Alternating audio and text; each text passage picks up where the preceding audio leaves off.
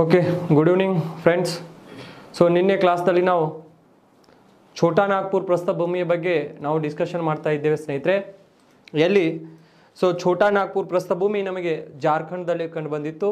ಜಾರ್ಖಂಡ್ದಲ್ಲಿ ನಾವು ಛೋಟಾ ನಾಗ್ಪುರ್ ಪ್ರಸ್ಥಭೂಮಿಯ ಬಗ್ಗೆ ಡಿಸ್ಕಷನ್ ಮಾಡುವಾಗ ಅಲ್ಲಿ ಸ್ಟಾಪ್ ಮಾಡಿದ್ದೇವೆ ಸ್ನೇಹಿತರೆ. ಅದನ್ನೇ ನಾವು ಒಂದು ಸ್ವಲ್ಪ ಮುಂದುವರಿಸೋಣ.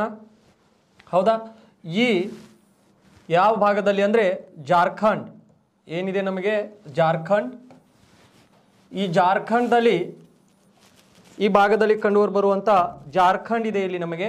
ಈ ಜಾರ್ಖಂಡ್ದಲ್ಲಿ ನಾವು ಎದರ ಬಗ್ಗೆ ಡಿಸ್ಕಷನ್ ಮಾಡ್ತಾ ಇದ್ದೇವೆ ಅಂದ್ರೆ ಸ್ನೇಹಿತರೆ ಛೋಟಾ ನಾಗ್ಪುರ್ ಪ್ರಸ್ಥಭೂಮಿ ನೋಡ್ತಾ ಇದ್ದೇವೆ. ಹೌದಾ, ಎಲ್ಲಿ ಜಾರ್ಖಂಡ್ದಲ್ಲಿ. ಜಾರ್ಖಂಡ್ ರಾಜ್ಯ ನೀವು ಒಂದು ಸ್ವಲ್ಪ ನೋಡಬೇಕಾಗತ್ತೆ. ಜಾರ್ಖಂಡ್ ಹೌದಾ, ಇದರ ಕ್ಯಾಪಿಟಲ್ ಕೂಡ ರಾಂಚಿ ಇದೆ ಅಂತ ಹೇಳ್ತೇವೆ ನಾವು. ಏನು ರಾಂಚಿ? ಯಾಕಂದರೆ ಧೋನಿ ನಿಮಗೆ ಭಾಳಷ್ಟು ಆತ್ಮೀಯ, ಎಲ್ಲರಿಗೂ ಕೂಡ ಆತ್ಮೀಯ ಆ ವ್ಯಕ್ತಿ ರಾಂಚಿದವನು. ಹಾಗಾಗಿ ಜಾರ್ಖಂಡ್ದ ಕ್ಯಾಪಿಟಲ್ ಏನಾಗಿರುತ್ತೆ ಅಂದರೆ ನಮಗೆ ರಾಂಚಿ ಆಗಿರುತ್ತೆ. ಹಾಗಾದರೆ ಈ ರಾಂಚಿ ಅಥವಾ ನಮಗೆ ಈ ಜಾರ್ಖಂಡ್ದಲ್ಲಿ ನಾವು ನೋಡಿದಾಗ ಇಲ್ಲಿ ನಮಗೆ ಛೋಟಾ ನಾಗ್ಪುರ್ ಪ್ರಸ್ಥಭೂಮಿ ಕಂಡು ಬಂದಿತ್ತು ಸ್ನೇಹಿತರೆ. ಯಾವ ಪ್ರಸ್ಥಭೂಮಿ? ಛೋಟಾ ನಾಗ್ಪುರ್. ಈ ಭಾಗದಲ್ಲಿ ನಮಗೆ ಯಾವುದಿತ್ತು? ಛೋಟಾ. ಸೊ ಈಗ ಈ ಛೋಟಾ ನಾಗ್ಪುರ್ ಏನಿದೆಯಲ್ಲ, ಛೋಟಾ ನಾಗ್ಪುರ್ ಪ್ರಸ್ಥಭೂಮಿ, ಇದರ ವಿಶೇಷತೆ ಏನಿತ್ತು ಛೋಟಾ ನಾಗ್ಪುರ್ ಪ್ರಸ್ಥಭೂಮಿದು? ಈ ಛೋಟಾ ನಾಗ್ಪುರ್ ಪ್ರಸ್ಥಭೂಮಿ ನಾವು ನೋಡಿದಾಗ ಸ್ನೇಹಿತರೆ ಇದನ್ನು ನಾವು ಖನಿಜಗಳ ಬಟ್ಟಲು ಅಂತ ಕರೆದೇವೆ. ಏನಂತ ಕರೆದೇವೆ? ಖನಿಜಗಳ ಬಟ್ಟಲು. ಹೌದಾ, ಖನಿಜಗಳ ಬಟ್ಟಲು ಅಂತ ಕರಿತೇವೆ ನಾವು ಇದಕ್ಕೆ. ಸೊ ಇದಕ್ಕೆ ಯಾಕೆ ಖನಿಜಗಳ ಬಟ್ಟಲು ಅಂತ ಕರೆದೇವೆ ಅಂದ್ರೆ ಈ ಛೋಟಾ ನಾಗ್ಪುರ್ ಪ್ರಸ್ಥಭೂಮಿಯಲ್ಲಿ ನಮಗೆ ಕೋಲ್ ದೊರೆಯುತ್ತೆ, ಕಲ್ಲಿದ್ದಲು. ಹೌದಾ, ಸೊ ಇಲ್ಲಿ ನಮಗೆ ಕಲ್ಲಿದ್ದಲಿನಲ್ಲಿ ನಾವು ನೋಡಿದಾಗ 4 ವಿಧಗಳು ಇದಾವೆ ಸ್ನೇಹಿತರೆ. ಎಷ್ಟು ವಿಧಗಳು? 4 ವಿಧಗಳು ನಿಮಗೆ ಕೇಳ್ತಾರೆ. ಕಲ್ಲಿದ್ದಲಿನ ವಿಧಗಳು ಎಷ್ಟು ಅಂತ ಕೇಳಿದಾಗ 4 ವಿಧಗಳು ಇದಾವೆ. ಸೊ ಇಲ್ಲಿ ನಮಗೆ ಅಂಥ್ರಸೈಟ್, ಯಾವುದು ಅಂಥ್ರಸೈಟ್, ಇದು ಒಂದು ವಿಧ. ಅತ್ಯಂತ ಗುಣಮಟ್ಟದ ಕಲ್ಲಿದ್ದಲು ಇದು ಅಂಥ್ರಸೈಟ್.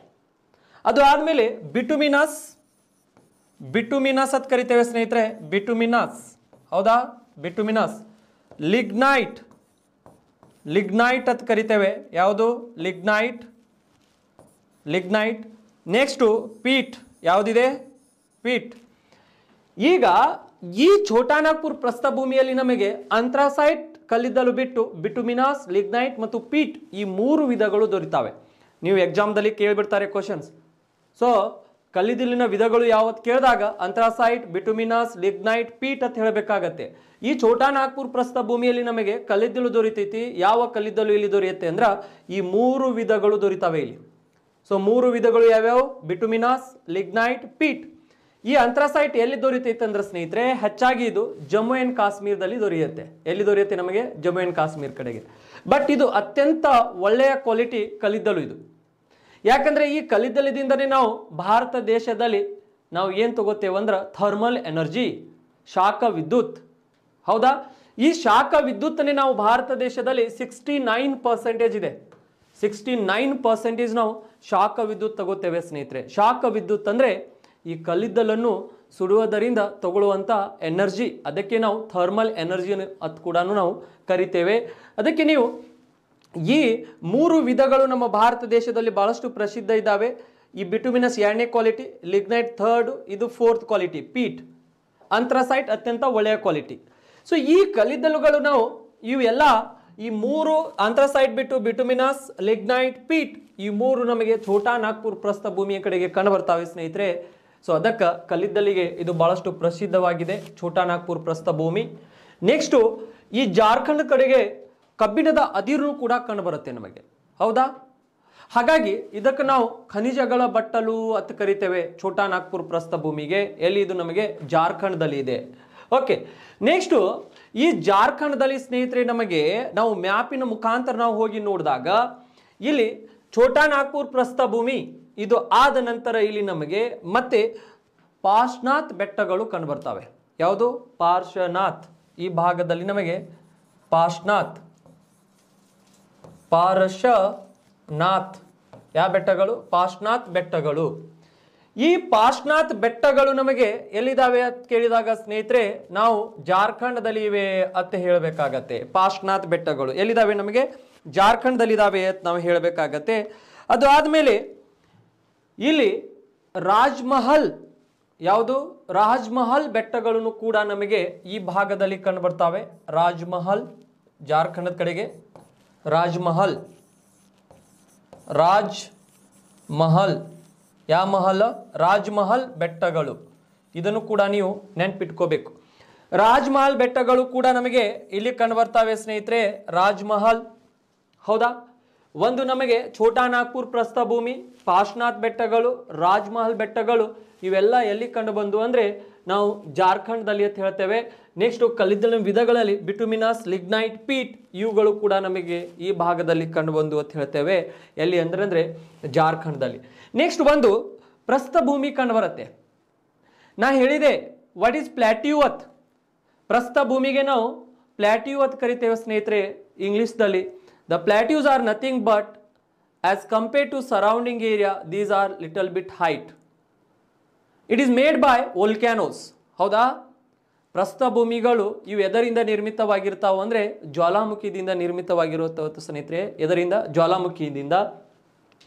ಜ್ವಾಲಾಮುಖಿದಿಂದ ನಿರ್ಮಿತವಾದವು ಅಂದ್ರೆ ಆ ಜ್ವಾಲಾಮುಖಿಯಿಂದ ಲಾವಾರಸ ಹೊರಗಡೆಗೆ ಬಂದಾಗ ಅದು ತಂಪಾಗಿ ಘನೀಕರಣ ಹೊಂದಿ ಈ ಪ್ರಸ್ಥಭೂಮಿಗಳು ಆಗಿರ್ತವೆ. ಹಾಗಾದರೆ ಆ ಪ್ರಸ್ಥಭೂಮಿಗಳು ಸುತ್ತಲಿನ ಪ್ರದೇಶಗಳಿಗೆ ಹೋಲಿಕೆ ಮಾಡಿದರೆ as compare to surrounding area these are the little bit height. ಹೌದಾ. ಸುತ್ತಲಿನ ಪ್ರದೇಶಗಳಿಗೆ ಹೋಲಿಕೆ ಮಾಡಿದ್ರೆ ಸ್ವಲ್ಪ ಎತ್ತರದಲ್ಲಿ ಇರ್ತವೆ. ಇಲ್ಲಿ ಕಂಡುಬರುವಂಥ ಪ್ರಮುಖ ಪ್ರಸ್ಥಭೂಮಿ ಯಾವುದಾಗಿದೆ ಅಂದ್ರೆ ಹಜಾರಿಬಾಗ್ ಪ್ರಸ್ಥಭೂಮಿ. ಯಾವ ಭಾಗ್ ಹಜಾರಿಬಾಗ್, ಹಜಾರಿಬಾಗ್ ಅಂತ ಕರಿತೇವೆ ಸ್ನೇಹಿತರೆ. ಹಜಾರಿಬಾಗ್ ಪ್ರಸ್ಥಭೂಮಿ. ಹೌದಾ. ಈ ಹಜಾರಿಬಾಗ್ ಪ್ರಸ್ಥಭೂಮಿನೂ ಕೂಡ ನೀವು ಏನ್ ಮಾಡಬೇಕಾಗತ್ತೆ ಅಂದ್ರೆ ನೆನ್ಪಿಟ್ಕೋಬೇಕಾಗತ್ತೆ. ಯಾವುದು ಹಜಾರಿಬಾಗ್ ಪ್ರಸ್ಥಭೂಮಿ, ಇದು ಬಹಳಷ್ಟು ಇಂಪಾರ್ಟೆಂಟ್. ಸೊ ಇಲ್ಲಿದಿಂದ ನಮಗೆ ಈ ಅಂಶಗಳು ಎಲ್ಲವೂ ನಮಗೆ ಎಲ್ಲಿ ಕಂಡು ಬಂದು ಅಂದ್ರೆ ಜಾರ್ಖಂಡ್ ಕಡೆಗೆ ಕಂಡು ಬಂದು ಸ್ನೇಹಿತರೆ. ಜಾರ್ಖಂಡ್ದಲ್ಲಿ ಇವೆಲ್ಲ ಅಂಶಗಳು ನಮಗೆ ಕಂಡು ಬರುವುದರಿಂದ ಜಾರ್ಖಂಡ್ದಲ್ಲಿ ಹಜಾರಿಬಾಗ್ ಪ್ರಸ್ಥಭೂಮಿ ನೆನ್ಪಿಟ್ಕೊಳ್ಳಿ, ಪಾರ್ಶ್ವನಾಥ್ ಬೆಟ್ಟಗಳು ನೆನ್ಪಿಟ್ಕೊಳ್ಳಿ, ರಾಜ್ಮಹಲ್ ಬೆಟ್ಟಗಳು ನೆನ್ಪಿಟ್ಕೊಳ್ಳಿ, ಛೋಟಾ ನಾಗ್ಪುರ್ ಪ್ರಸ್ಥಭೂಮಿ ಇವೆಲ್ಲವುಗಳನ್ನು ಈ ಭಾಗದಲ್ಲಿ ನೆನ್ಪಿಟ್ಕೊಳ್ಳಿ ಸ್ನೇಹಿತರೆ. ಇಲ್ಲಿದಿಂದ ಕ್ವಶನ್ಸ್ ಬಂದು ಅಂದ್ರೆ ಇದರ ಮೇಲೇನೆ ಕ್ವಶನ್ಸ್ ಬರುತ್ತೆ. ಹಾಗಾಗಿ ಇವುಗಳು ನಮಗೆ ಇಂಪಾರ್ಟೆಂಟ್. ಹೌದಾ. ನೆಕ್ಸ್ಟ್ ಇದರ ಬಾಜುನೇ ನಮಗೇನು ಪಶ್ಚಿಮ ಬೆಂಗಾಲ್ ಏನ್ ಕಂಡು ಬರುತ್ತಲ್ಲ, ಯಾವ ಬೆಂಗಾಲ್ ಕಂಡು ಬರುತ್ತೆ ನಮಗೆ ಈ ಭಾಗದಲ್ಲಿನೇ ಏನಿದೆ ಪಶ್ಚಿಮ ಬೆಂಗಾಲ್. ಸೊ ಹಾಗಾದ್ರೆ ಈ ಪಶ್ಚಿಮ ಬೆಂಗಾಲ್ ಏನಿದೆ ಅಲ್ಲ ನಮಗೆ, ಸೊ ಪಶ್ಚಿಮ ಬೆಂಗಾಳದಲ್ಲಿ ನಾವು ನೋಡಿದಾಗ ಇಲ್ಲಿ ಏನು ವಿಶೇಷತೆ ಇದೆ ಎಲ್ಲಿ ಪಶ್ಚಿಮ ಬೆಂಗಾಳದಲ್ಲಿ. ಸೊ ಪಶ್ಚಿಮ ಬೆಂಗಾಳದಲ್ಲಿ ನಾವು ನೋಡಿದಾಗ ಸ್ನೇಹಿತರೆ ಈ ಭಾಗದಲ್ಲಿ, ಸೊ ಪಶ್ಚಿಮ ಬೆಂಗಾಲ್ ಅಲ್ಲಿ ಇರುವಂತ ದೀದಿ ಗೊತ್ತಲ್ಲ ನಮಗೆ, ದೀದಿ ಮಮತಾ ದೀದಿ. ಹೌದಾ. ಅವ್ರು CM ಇದ್ದಾರೆ. ಈ ಪಶ್ಚಿಮ ಬೆಂಗಾಳದಲ್ಲಿ ನೋಡಿ ಸ್ನೇಹಿತರೆ, ಈ ಭಾಗದಲ್ಲಿ ನಮಗೆ ಇದನ್ನು ಪಶ್ಚಿಮ ಬೆಂಗಾಲ್ ನೋಡ್ತೇವೆ ನಾವು. ಈ ಭಾಗದಲ್ಲಿ ಪಶ್ಚಿಮ ಬೆಂಗಾಲ್. ಹೌದಾ. ಈ ಪಶ್ಚಿಮ ಬೆಂಗಾಲದ ತೀರಕ್ಕೆ ನಾವು ಓಂಗ್ ತೀರ ಅಂತ ಕರಿತೇವೆ. ಇಲ್ಲಿರುವಂತಹ ತೀರಕ್ಕೆ ಯಾವ ತೀರ ಓಂಗ್ ತೀರ ಅಂತ ಕರಿತೇವೆ ಸ್ನೇಹಿತರೆ. ಓಂಗ್ ತೀರ ಆಗಿರುತ್ತೆ ಇಲ್ಲಿರುವಂಥದ್ದು, ಅದನ್ನ ನೆನ್ಪಿಟ್ಕೊಳ್ಳಿ ಓಂಗ್ ತೀರ. ಈ ಪಶ್ಚಿಮ ಬಂಗಾಳ ತೀರದ ಹತ್ತಿರ ನಮಗೆ ಇಲ್ಲಿನೂ ಕೂಡ ನಮಗೆ ಕೋಲ್ಕತ್ತಾ ಬಂದರು ಕಂಡು ಬರುತ್ತೆ. ಯಾವ ಬಂದರು? ಕೋಲ್ಕತ್ತಾ ಬಂದರು. ಹೌದಾ. ಕೋಲ್ಕತ್ತಾ ಬಂದರು ಇದೆ ಸ್ನೇಹಿತರೆ. ಈ ಕೋಲ್ಕತ್ತಾ ಬಂದರು ಏನಿದೆಲ್ಲ this is the oldest port, ಅತ್ಯಂತ ಹಳೆಯ ಬಂದರು ಸ್ನೇಹಿತರೆ. ನಿಮ್ಮ ಕ್ವಶನ್ಸ್ ಕೇಳ್ತಾರೆ ಅತ್ಯಂತ ಹಳೆಯ ಬಂದರು ಯಾವುದಂತ ಕೇಳಿದಾಗ ಕೋಲ್ಕತ್ತಾ ಬಂದರು ಅಂತ ಹೇಳಬೇಕಾಗತ್ತೆ. ಆ ಬಂದರು ಯಾವ ತೀರದಲ್ಲಿ ಇದೆ ಅಂದ್ರೆ ಓಂಗ್ ತೀರ ಅಂತ ಹೇಳಬೇಕಾಗತ್ತೆ. ಯಾವ ತೀರ? ಓಂಗ್ ತೀರ. ಎಲ್ಲಿ ಇದು? ಈ ಭಾಗದಲ್ಲಿ ಪಶ್ಚಿಮ ಬೆಂಗಾಳ. ಹೌದಾ. ಹಾಗಾದ್ರೆ ಈ ಪಶ್ಚಿಮ ಬೆಂಗಾಳದಲ್ಲಿ ಈ ಭಾಗದಲ್ಲಿ ನಮಗೆ ಸ್ನೇಹಿತರೆ, ಈ ಭಾಗದಲ್ಲಿ ನಮಗೆ ಡಾರ್ಜಿಲಿಂಗ್ ಶ್ರೇಣಿಗಳು ಕಂಡು ಬರ್ತವೆ. ಯಾವ ಶ್ರೇಣಿಗಳು? ಡಾರ್ಜಿಲಿಂಗ್ ಶ್ರೇಣಿಗಳು. ಡಾರ್ಲಿಂಗ್ ಶ್ರೇಣಿಗಳು ಅಲ್ಲ, ಮತ್ತ ಯಾವುದು? ಡಾರ್ಜಿಲಿಂಗ್. ಈ ಭಾಗದಲ್ಲಿ ನಮಗೆ ಡಾರ್ಜಿಲಿಂಗ್. ಸೊ ಡಾರ್ಜಿಲಿಂಗ್ ಈ ಭಾಗದಲ್ಲಿ ನಾವು ಡಾರ್ಜಿಲಿಂಗ್ ಶ್ರೇಣಿಗಳು ಅಂತ ಕರಿಬಹುದು. ಯಾವ ಶ್ರೇಣಿಗಳು ಅಂತ ಕರಿಬಹುದು ಸ್ನೇಹಿತರೆ? ಡಾರ್ಜಿಲಿಂಗ್ ಅಂತ ಕರಿತೇವೆ. ನೀವು ನೆನ್ಪಿಟ್ಕೊಳ್ಳಿ ಡಾರ್ಜಿಲಿಂಗ್. ಹೌದಾ. ಡಾರ್ಜಿಲಿಂಗ್ ಶ್ರೇಣಿ. ಈ ಡಾರ್ಜಿಲಿಂಗ್ ಶ್ರೇಣಿ ಏನಿದೆಯಲ್ಲ ಈ ಭಾಗದಲ್ಲಿ ಡಾರ್ಜಿಲಿಂಗ್ ಚಹಾವನ್ನು ನಾವು ಬೆಳಿತೇವೆ. ಚಹಾ ಹೌದಾ, ಡಾರ್ಜಿಲಿಂಗ್ ಚಹಾ ಬೆಳಿತಾರೆ. ಇಲ್ಲಿ ಚಹಾ ಬೆಳೆಯುದಂದ್ರೆ ಚಹಾ ಬೆಳೆಯುವುದಲ್ಲ, ಚಹಾದ ಒಂದು ಏನಂದ್ರೆ ಈ ಸಸ್ಯಗಳನ್ನು ಬೆಳೀತಾರೆ. ಅದು ತಪ್ಪಲದಿಂದ ಅದರ ಲೀವ್ಸ್ದಿಂದ ಏನು ಮಾಡ್ತಾರೆ ಅಂದ್ರೆ ಚಹಾವನ್ನು ಉತ್ಪಾದನೆ ಮಾಡ್ತಾರೆ ಸ್ನೇಹಿತರೆ. ಚಹಾವನ್ನು ಬೆಳಿತೇವೆ ಡಾರ್ಜಿಲಿಂಗ್ದಲ್ಲಿ. ಹಾಗಾಗಿ ಡಾರ್ಜಿಲಿಂಗ್ ಟೀ ಏನಿದೆಯಲ್ಲ ಈ ಟೀ ಬಹಳಷ್ಟು ಪ್ರಸಿದ್ಧ ಸ್ನೇಹಿತರೆ. ಅಲಹಾದಕರ ಟೀ, ಅದು ಅಲಹಾದಕರ ಚಹಾ. ಕುಡಿದ್ರೆ ಮಜಾ ಬರ್ತೈತಿ. ಹಾಗೆ ಯಾವಾಗಾರ ಒಮ್ಮೆ ಕುಡಿದು ನೋಡ್ರಿ ಹೆಂಗೆ ಮಜಾ ಬರುತ್ತೆ ಅಂತ. ಯಾಕಂದರೆ ಡಾರ್ಜಿಲಿಂಗ್ ಟೀಗ ಭಾರತ ದೇಶದಲ್ಲಿ ಮೊಟ್ಟ ಮೊದಲಿಗೆ GI ಟ್ಯಾಗ್ ಸಿಕ್ಕಿದೆ ಸ್ನೇಹಿತರೆ. ಏನು ಸಿಕ್ಕಿದೆ? GI ಟ್ಯಾಗ್, ಜಿಯೋಗ್ರಫಿಕಲ್ ಇಂಡಿಕೇಶನ್, ಇದು ಸಿಕ್ಕಿದೆ. ಜಿಯೋಗ್ರಫಿಕಲ್ ಇಂಡಿಕೇಶನ್ ಯಾಕೆ ಕೊಡ್ತಾರೆ ಅಂದ್ರೆ ಆ ಪ್ರದೇಶದಲ್ಲಿ ಆ ಬೆಳೆ ಬಹಳಷ್ಟು ಸೂಕ್ತ ಆಗಿರಬೇಕು, ಮೂಲಂತವಾಗಿ ಅದು ಅಲ್ಲಿ ಹುಟ್ಟಿರಬೇಕು, ಹೌದಾ, ಅದು ಬಹಳಷ್ಟು ಕ್ವಾಲಿಟಿ ಇರಬೇಕು. 10 ವರ್ಷದವರೆಗೆ ಈ ಜಿಯೋಗ್ರಫಿಕಲ್ ಇಂಡಿಕೇಶನ್ ಕೊಡ್ತಾರೆ, ಭೌಗೋಳಿಕ ಸೂಚ್ಯಾಂಕ ಕೊಡ್ತಾರೆ. ಹಾಗಾಗಿ ಈ ಡಾರ್ಜಿಲಿಂಗ್ ಟೀ ಭಾರತ ದೇಶದಲ್ಲಿ ಮೊಟ್ಟ ಮೊದಲನೆಯ GI ಟ್ಯಾಗ್ ಪಡೆದುಕೊಂಡಂತ ವಸ್ತು ಆಗಿದೆ ಸ್ನೇಹಿತರೆ. ಈಗ ಈ ಟೀ ಒಳಗೆ ಏನಿರುತ್ತೆ ಅಂದ್ರೆ ನಮಗೆ ಥಿಯಾ ಅನ್ನುವಂಥ ವಿಷ ಪದಾರ್ಥ ಇರುತ್ತೆ. ಯಾವುದು? ಥಿಯಾ ಅನ್ನುವಂಥ ವಿಷ ಪದಾರ್ಥ. ಚಹಾ ಕುಡ್ದಾಗ ಮಜಾ ಬರ್ತಿತ್ತು ನೋಡ್ರಿ, ಒಂದು ಸ್ವಲ್ಪ ಅಲರ್ಟ್ ಆಗಿಬಿಡ್ತೀರಿ, ಹಾಗೆ ಜಿಕ್ಕೋತ ಅಡ್ಡಾಡ್ತೀರಿ. ಯಾಕಂದ್ರೆ that tea is having one poison, that is the thea. ಹೌದಾ, ಥಿಯಾ ಅನ್ನುವಂಥ ವಿಷ ಪದಾರ್ಥ ಇರುತ್ತೆ ಸ್ನೇಹಿತರೆ ಟೀ ಒಳಗೆ. ಅದು ನಮಗೆ ಏನು ಮಾಡುತ್ತೆ ಅಂದ್ರೆ ನಮ್ಮ ಸಬ್ ಕಾನ್ಸಿಯನ್ಸ್ ಮೈಂಡಿಗೆ ಅಲರ್ಟ್ ಮಾಡುತ್ತೆ. ಅವಾಗ ನಮಗೊಂದು ಸ್ವಲ್ಪ ನಾವು ಅಲರ್ಟ್ ಆಗ್ತೇವೆ. ಇದನ್ನು ಕೂಡ ನೀವು ಕ್ವಶನ್ಸ್ ಕೇಳ್ತಾರೆ ನಿಮಗೆ, ಈ ಚಹಾದಲ್ಲಿ ಯಾವ ವಿಷ ಪದಾರ್ಥ ಇದೆ ಅಂತ ಕೇಳಿದಾಗ ಥಿಯಾ ಅಂತ ಹೇಳಬೇಕಾಗತ್ತೆ. ಹಾಗಾದರೆ ಕಾಫಿ ಒಳಗೆ ಏನಿರುತ್ತೆ ನೀವು ಕೇಳ್ಬೋದು. ಕಾಫಿ ಒಳಗೆ ಏನಿರುತ್ತೆ? ಕಾಫಿ ಒಳಗೆ ಏನಿರುತ್ತೆ ಅಂದ್ರೆ ಕೆಫೀನ್ ಇರುತ್ತೆ ಸ್ನೇಹಿತರೆ. ಏನಿರುತ್ತೆ? ಕೆಫೀನ್ ಅನ್ನುವಂಥ ವಿಷ ಪದಾರ್ಥ ಇರುತ್ತೆ. ಎದರ ಒಳಗೆ? ಕಾಫಿ ಒಳಗೆ ಕೆಫಿನ್ ಅನ್ನುವಂಥ ವಿಷ ಪದಾರ್ಥ ಇದೆ. ಚಹಾದ ಒಳಗೆ ಥಿಯಾ ಅನ್ನುವಂಥದ್ದಿದೆ. ಈ ಕೆಫಿನ್ ಏನಿದೆಯಲ್ಲ ಇದು PSI ಎಕ್ಸಾಮ್ದಲ್ಲಿ ಕೇಳಿದರು. ಯಾವ ಎಕ್ಸಾಮ್ದಲ್ಲಿ? PSI. ಈಗ ಕೆಫಿನ್ ಬಗ್ಗೆ ಕೇಳಿದ್ದಾರೆ ಅಂದ್ರೆ ಥಿಯಾ ಬಗ್ಗೆ ಕೇಳಂಗಿಲ್ಲ ಏನ್ರಿ ಅವರು? ಕೇಳ್ತಾರೆ, ಹೌದಾ. ಒಂದ್ಸರ್ತಿ ಕಾಫಿ ಮೇಲೆ ಕೇಳಿದ್ರೆ, ಒಂದ್ಸರ್ತಿ ಎದರ ಮೇಲೆ ಕೇಳ್ತಾರೆ? ಈ ಚಹಾದ ಮೇಲೆ ಕೇಳ್ತಾರೆ. ಹಾಗಾಗಿ ಈ ಭಾಗದಲ್ಲಿ ಡಾರ್ಜಿಲಿಂಗ್ ಏನಿದೆಯಲ್ಲ ಈ ಡಾರ್ಜಿಲಿಂಗ್ ಟೀ ಭಾಳಷ್ಟು ನಮಗೆ ಇಂಪಾರ್ಟೆಂಟ್ ಆಗಿದೆ. ಇದು ನಮ್ಮ ಪಶ್ಚಿಮ ಬೆಂಗಾಳದ ಕಡೆಗೆ ಕಂಡು ಬರುತ್ತೆ ಸ್ನೇಹಿತರೆ. ಎಲ್ಲಿ ಕಂಡು ಬರುತ್ತೆ? ಪಶ್ಚಿಮ ಬೆಂಗಾಳದ ಕಡೆಗೆ ಇದು ಕಂಡು ಬರುತ್ತೆ. ಓಕೆ, ಸೊ ಇದು ಇಷ್ಟು ಪಶ್ಚಿಮ ಬೆಂಗಾಳ ಕಡೆಗೆ ಆಯಿತು. ನೆಕ್ಸ್ಟ್ ನಾವು ಇಲ್ಲಿದಿಂದ ಈ ಅರಾವಳಿ ಶ್ರೇಣಿಗಳನ್ನು ಒಂದು ಸ್ವಲ್ಪ ನೋಡೋಣ. ಯಾವ ಶ್ರೇಣಿಗಳು? ಅರಾವಳಿ ಶ್ರೇಣಿಗಳು. ಇವು ಬಹಳಷ್ಟು ಇಂಪಾರ್ಟೆಂಟ್ ಸ್ನೇಹಿತರೆ. ಈ ಶ್ರೇಣಿಗಳು ಯಾವ ಭಾಗದಲ್ಲಿ ಇದಾವೆ ನಾವು ಆ ಕಡೆಗೆ ಹೋಗೋಣ. ಯಾವ ಶ್ರೇಣಿಗಳು ನೋಡಬೇಕಾಗಿದೆ? ಇಷ್ಟು ಅಂಶಗಳು ಇಲ್ಲಿ ನೀವು ನೆನ್ಪಿಟ್ಕೊಳ್ಳಿ. ಇನ್ನೂ ಒಂದು ಪಾಯಿಂಟ್ ಇಲ್ಲಿ ಆ್ಯಡ್ ಮಾಡ್ಕೊರಿ ಸ್ನೇಹಿತರೆ. ಏನಾಗಿದೆ ಅಂದರೆ ಈ ಡಾರ್ಜಿಲಿಂಗ್ ಶ್ರೇಣಿ ಒಳಗೇನು ಚಹಾವನ್ನು ಏನು ಬೆಳಿತೇವಲ್ಲ ಆ ಚಹಾವನ್ನು ಈ ಕೋಲ್ಕತ್ತಾ ಇದರ ಮುಖಾಂತರ ಇಲ್ಲಿ ನಾವು ಬೆಳೆಯುವಂಥ ಚಹಾವನ್ನು ಕೋಲ್ಕತ್ತಾ ಬಂದರದ ಮುಖಾಂತರ, ಯಾವ ಬಂದರದ ಮುಖಾಂತರ? ಕೋಲ್ಕತ್ತಾ ಬಂದರದ ಮುಖಾಂತರ ನಾವು ಏನು ಮಾಡ್ತೇವೆ ಅಂದ್ರೆ ರಫ್ತು ಮಾಡ್ತೇವೆ. ಇದರ ಮುಖಾಂತರ ಈ ಡಾರ್ಜಿಲಿಂಗ್ ಟೀ ಏನು ಬೆಳಿತೇವಲ್ಲ ಈ ಭಾಗದಲ್ಲಿ ಇದನ್ನು ನಾವು ಈ ಕೋಲ್ಕತ್ತಾ ಬಂದರು ಏನಿದೆಯಲ್ಲ ಸ್ನೇಹಿತರೆ, ಇಲ್ಲಿರುವಂಥ ಕೋಲ್ಕತ್ತಾ ಬಂದರದ ಮುಖಾಂತರ ಅದನ್ನು ನಾವು ರಫ್ತು ಮಾಡ್ತೇವೆ. ಇಲ್ಲೇ ಅಸ್ಸಾಂದಲ್ಲಿನೂ ಬಹಳಷ್ಟು ಚಹಾ ಬೆಳೀತಾರೆ. ಎಲ್ಲಿ? ಅಸ್ಸಾಂ, ಹೌದಾ. ಅಸ್ಸಾಂ ಅತಿ ಹೆಚ್ಚು ಚಹಾವನ್ನು ಉತ್ಪಾದನೆ ಮಾಡುವಂಥ ರಾಜ್ಯವಾಗಿದೆ. ಅದರದ್ದು ಟೀ ಕೂಡ ಈ ಕೋಲ್ಕತ್ತಾ ಬಂದರ ಮುಖಾಂತರನೇ ನಾವು ಏನು ಮಾಡೋದಂದರೆ ರಫ್ತು ಮಾಡ್ತೇವೆ. ಸೊ ಡಾರ್ಜಿಲಿಂಗ್ ಟೀನು ಕೂಡ ಕೋಲ್ಕತ್ತಾ ಬಂದಿರ ಮುಖಾಂತರ ನಾವು ರಫ್ತು ಮಾಡ್ತೇವೆ ಸ್ನೇಹಿತರೆ. ಹಾಗಾಗಿ ನೀವು ಇವುಗಳನ್ನು ಒಂದು ಸ್ವಲ್ಪ ಏನು ಮಾಡಿರಿ ಅಂದರೆ ನೆನ್ಪಿಟ್ಕೊಳ್ಳಿ. ನೆಕ್ಸ್ಟ್ ಮುಂದೆ ನಾವು ಹೋದಾಗ ಅರಾವಳಿ ಶ್ರೇಣಿಗಳು. ಯಾವ ಶ್ರೇಣಿಗಳು? ಅರಾವಳಿ. ಈಗ ಈ ಅರಾವಳಿ ಶ್ರೇಣಿಗಳು ನಾವು ನೋಡಿದಾಗ ಅರಾವಳಿ, ಹೌದಾ, ಅರಾವಳಿ ಶ್ರೇಣಿಗಳು ಸ್ನೇಹಿತರೆ. ಈಗ ಈ ಶ್ರೇಣಿಗಳು ಎಲ್ಲಿದ್ದಾವೆ? ಅರಾವಳಿ ಶ್ರೇಣಿಗಳು ಇವು ಬಹಳಷ್ಟು ಇಂಪಾರ್ಟೆಂಟ್. IMP ಅಂತ ಬರ್ಕೋರಿ. ಯಾವ ಪಿ? IMP, ಹೌದಾ. ಈಗ ಅರಾವಳಿ ಶ್ರೇಣಿಗಳು ಇವು ಜಗತ್ತಿನ ಅತ್ಯಂತ ಹಳೆಯ ಪರ್ವತ ಶ್ರೇಣಿಗಳು. We can say that the world oldest the world oldest and fold mountains. Oldest fold mountains, ಜಗತ್ತಿನ ಅತ್ಯಂತ ಹಳೆಯ ಪರ್ವತ ಶ್ರೇಣಿಗಳು ಅಥವಾ ಅತ್ಯಂತ ಹಳೆಯ ಮಡಿಕೆ ಪರ್ವತ ಶ್ರೇಣಿಗಳು ಅಂತ ಕರಿತೇವೆ. ಇದಕ್ಕೆ ಏನಂತ ಕರಿತೇವೆ? ಅತ್ಯಂತ ಹಳೆಯ ಮಡಿಕೆ ಪರ್ವತ ಶ್ರೇಣಿಗಳು. ಇವು ಹಳೆಯ ಯಾವ್ಯಾವು? ಹಳೆಯ ಸ್ನೇಹಿತರೆ ಯಾವುದಾಗಿದ್ದಾವೆ? ಹಳೆಯ ಮಡಿಕೆ ಪರ್ವತ ಶ್ರೇಣಿಗಳು ಯಾವ್ಯಾವಾಗಿದ್ದಾವೆ? ಹಳೆಯ ಮಡಿಕೆ ಪರ್ವತ ಶ್ರೇಣಿಗಳು. ಸೊ ಅದನ್ನು ನೀವು ಸ್ವಲ್ಪ ನೆನ್ಪಿಟ್ಕೋಬೇಕಾಗಿದೆ. ಇದು ಡೈರೆಕ್ಟ್ ಕ್ವಶನ್ಸ್ ಕೇಳಿದ್ರು ನೋಡ್ರಿ. ಯಾವಾಗ? 2019 ಸಿವಿಲ್ PSI. ಯಾಕಂದರೆ ನಿಮಗೆ ಖಾಕಿದು ಬಹಳಷ್ಟು ಖದರ್ ಇರುತ್ತೆ. ನಾನು ಖಾಕಿ ಹಾಕ್ಕೊಳ್ಬೇಕು, ನಾನು PSI ಆಗಲೇಬೇಕು, ನಾನು PC ಸಾಹೇಬ ಆಗಲೇಬೇಕು. ಸೊ ಈ ರೀತಿ ನಿಮಗೆ ಭಾಳಷ್ಟು ಕೆಲವೊಂದು ಆಸೆ ಆಕಾಂಕ್ಷೆಗಳು ಇರ್ತವೆ ಸ್ನೇಹಿತರೆ. ಆ ಆಸೆ ಆಕಾಂಕ್ಷೆಗಳು ಇಡಬೇಕಂದ್ರೆ ಇವುಗಳನ್ನು ಒಂದು ಸ್ವಲ್ಪ ಓದಿದ್ರೆ ನೀವು ಆರಾಮ್ಸೆ ಯಂಗೆಸ್ಟ್ ಆಫೀಸರ್ಗಳು ಆಗ್ತೀರಿ. ಹೆಂಗೆ ಆಗ್ತೀರಿ? ಯಂಗೆಸ್ಟ್ ಆಫೀಸರ್ಗಳು. ಎಲ್ಲರೂ ನಿಮಗೆ ಸಲ್ಯೂಟ್ ಹೊಡಿತಾರೆ. ಅವಾಗ ಈಗ ಯಾರೂ ಸಲ್ಯೂಟ್ ಹೊಡೆಯಂಗಿಲ್ಲ, ಅವಾಗ ಹೊಡಿತಾರೆ. ಯಾಕಂದ್ರೆ ನೀವು ಒಂದು ಸ್ಥಾನದಲ್ಲಿ ಇರ್ತಿ. ಈಗ ನಮಗೆ ಯಾರು ನೋಡಂಗಿಲ್ಲ ಸ್ನೇಹಿತರೆ, ಯಾರು ಗುರ್ಸೋಂಗೂ ಇಲ್ಲ.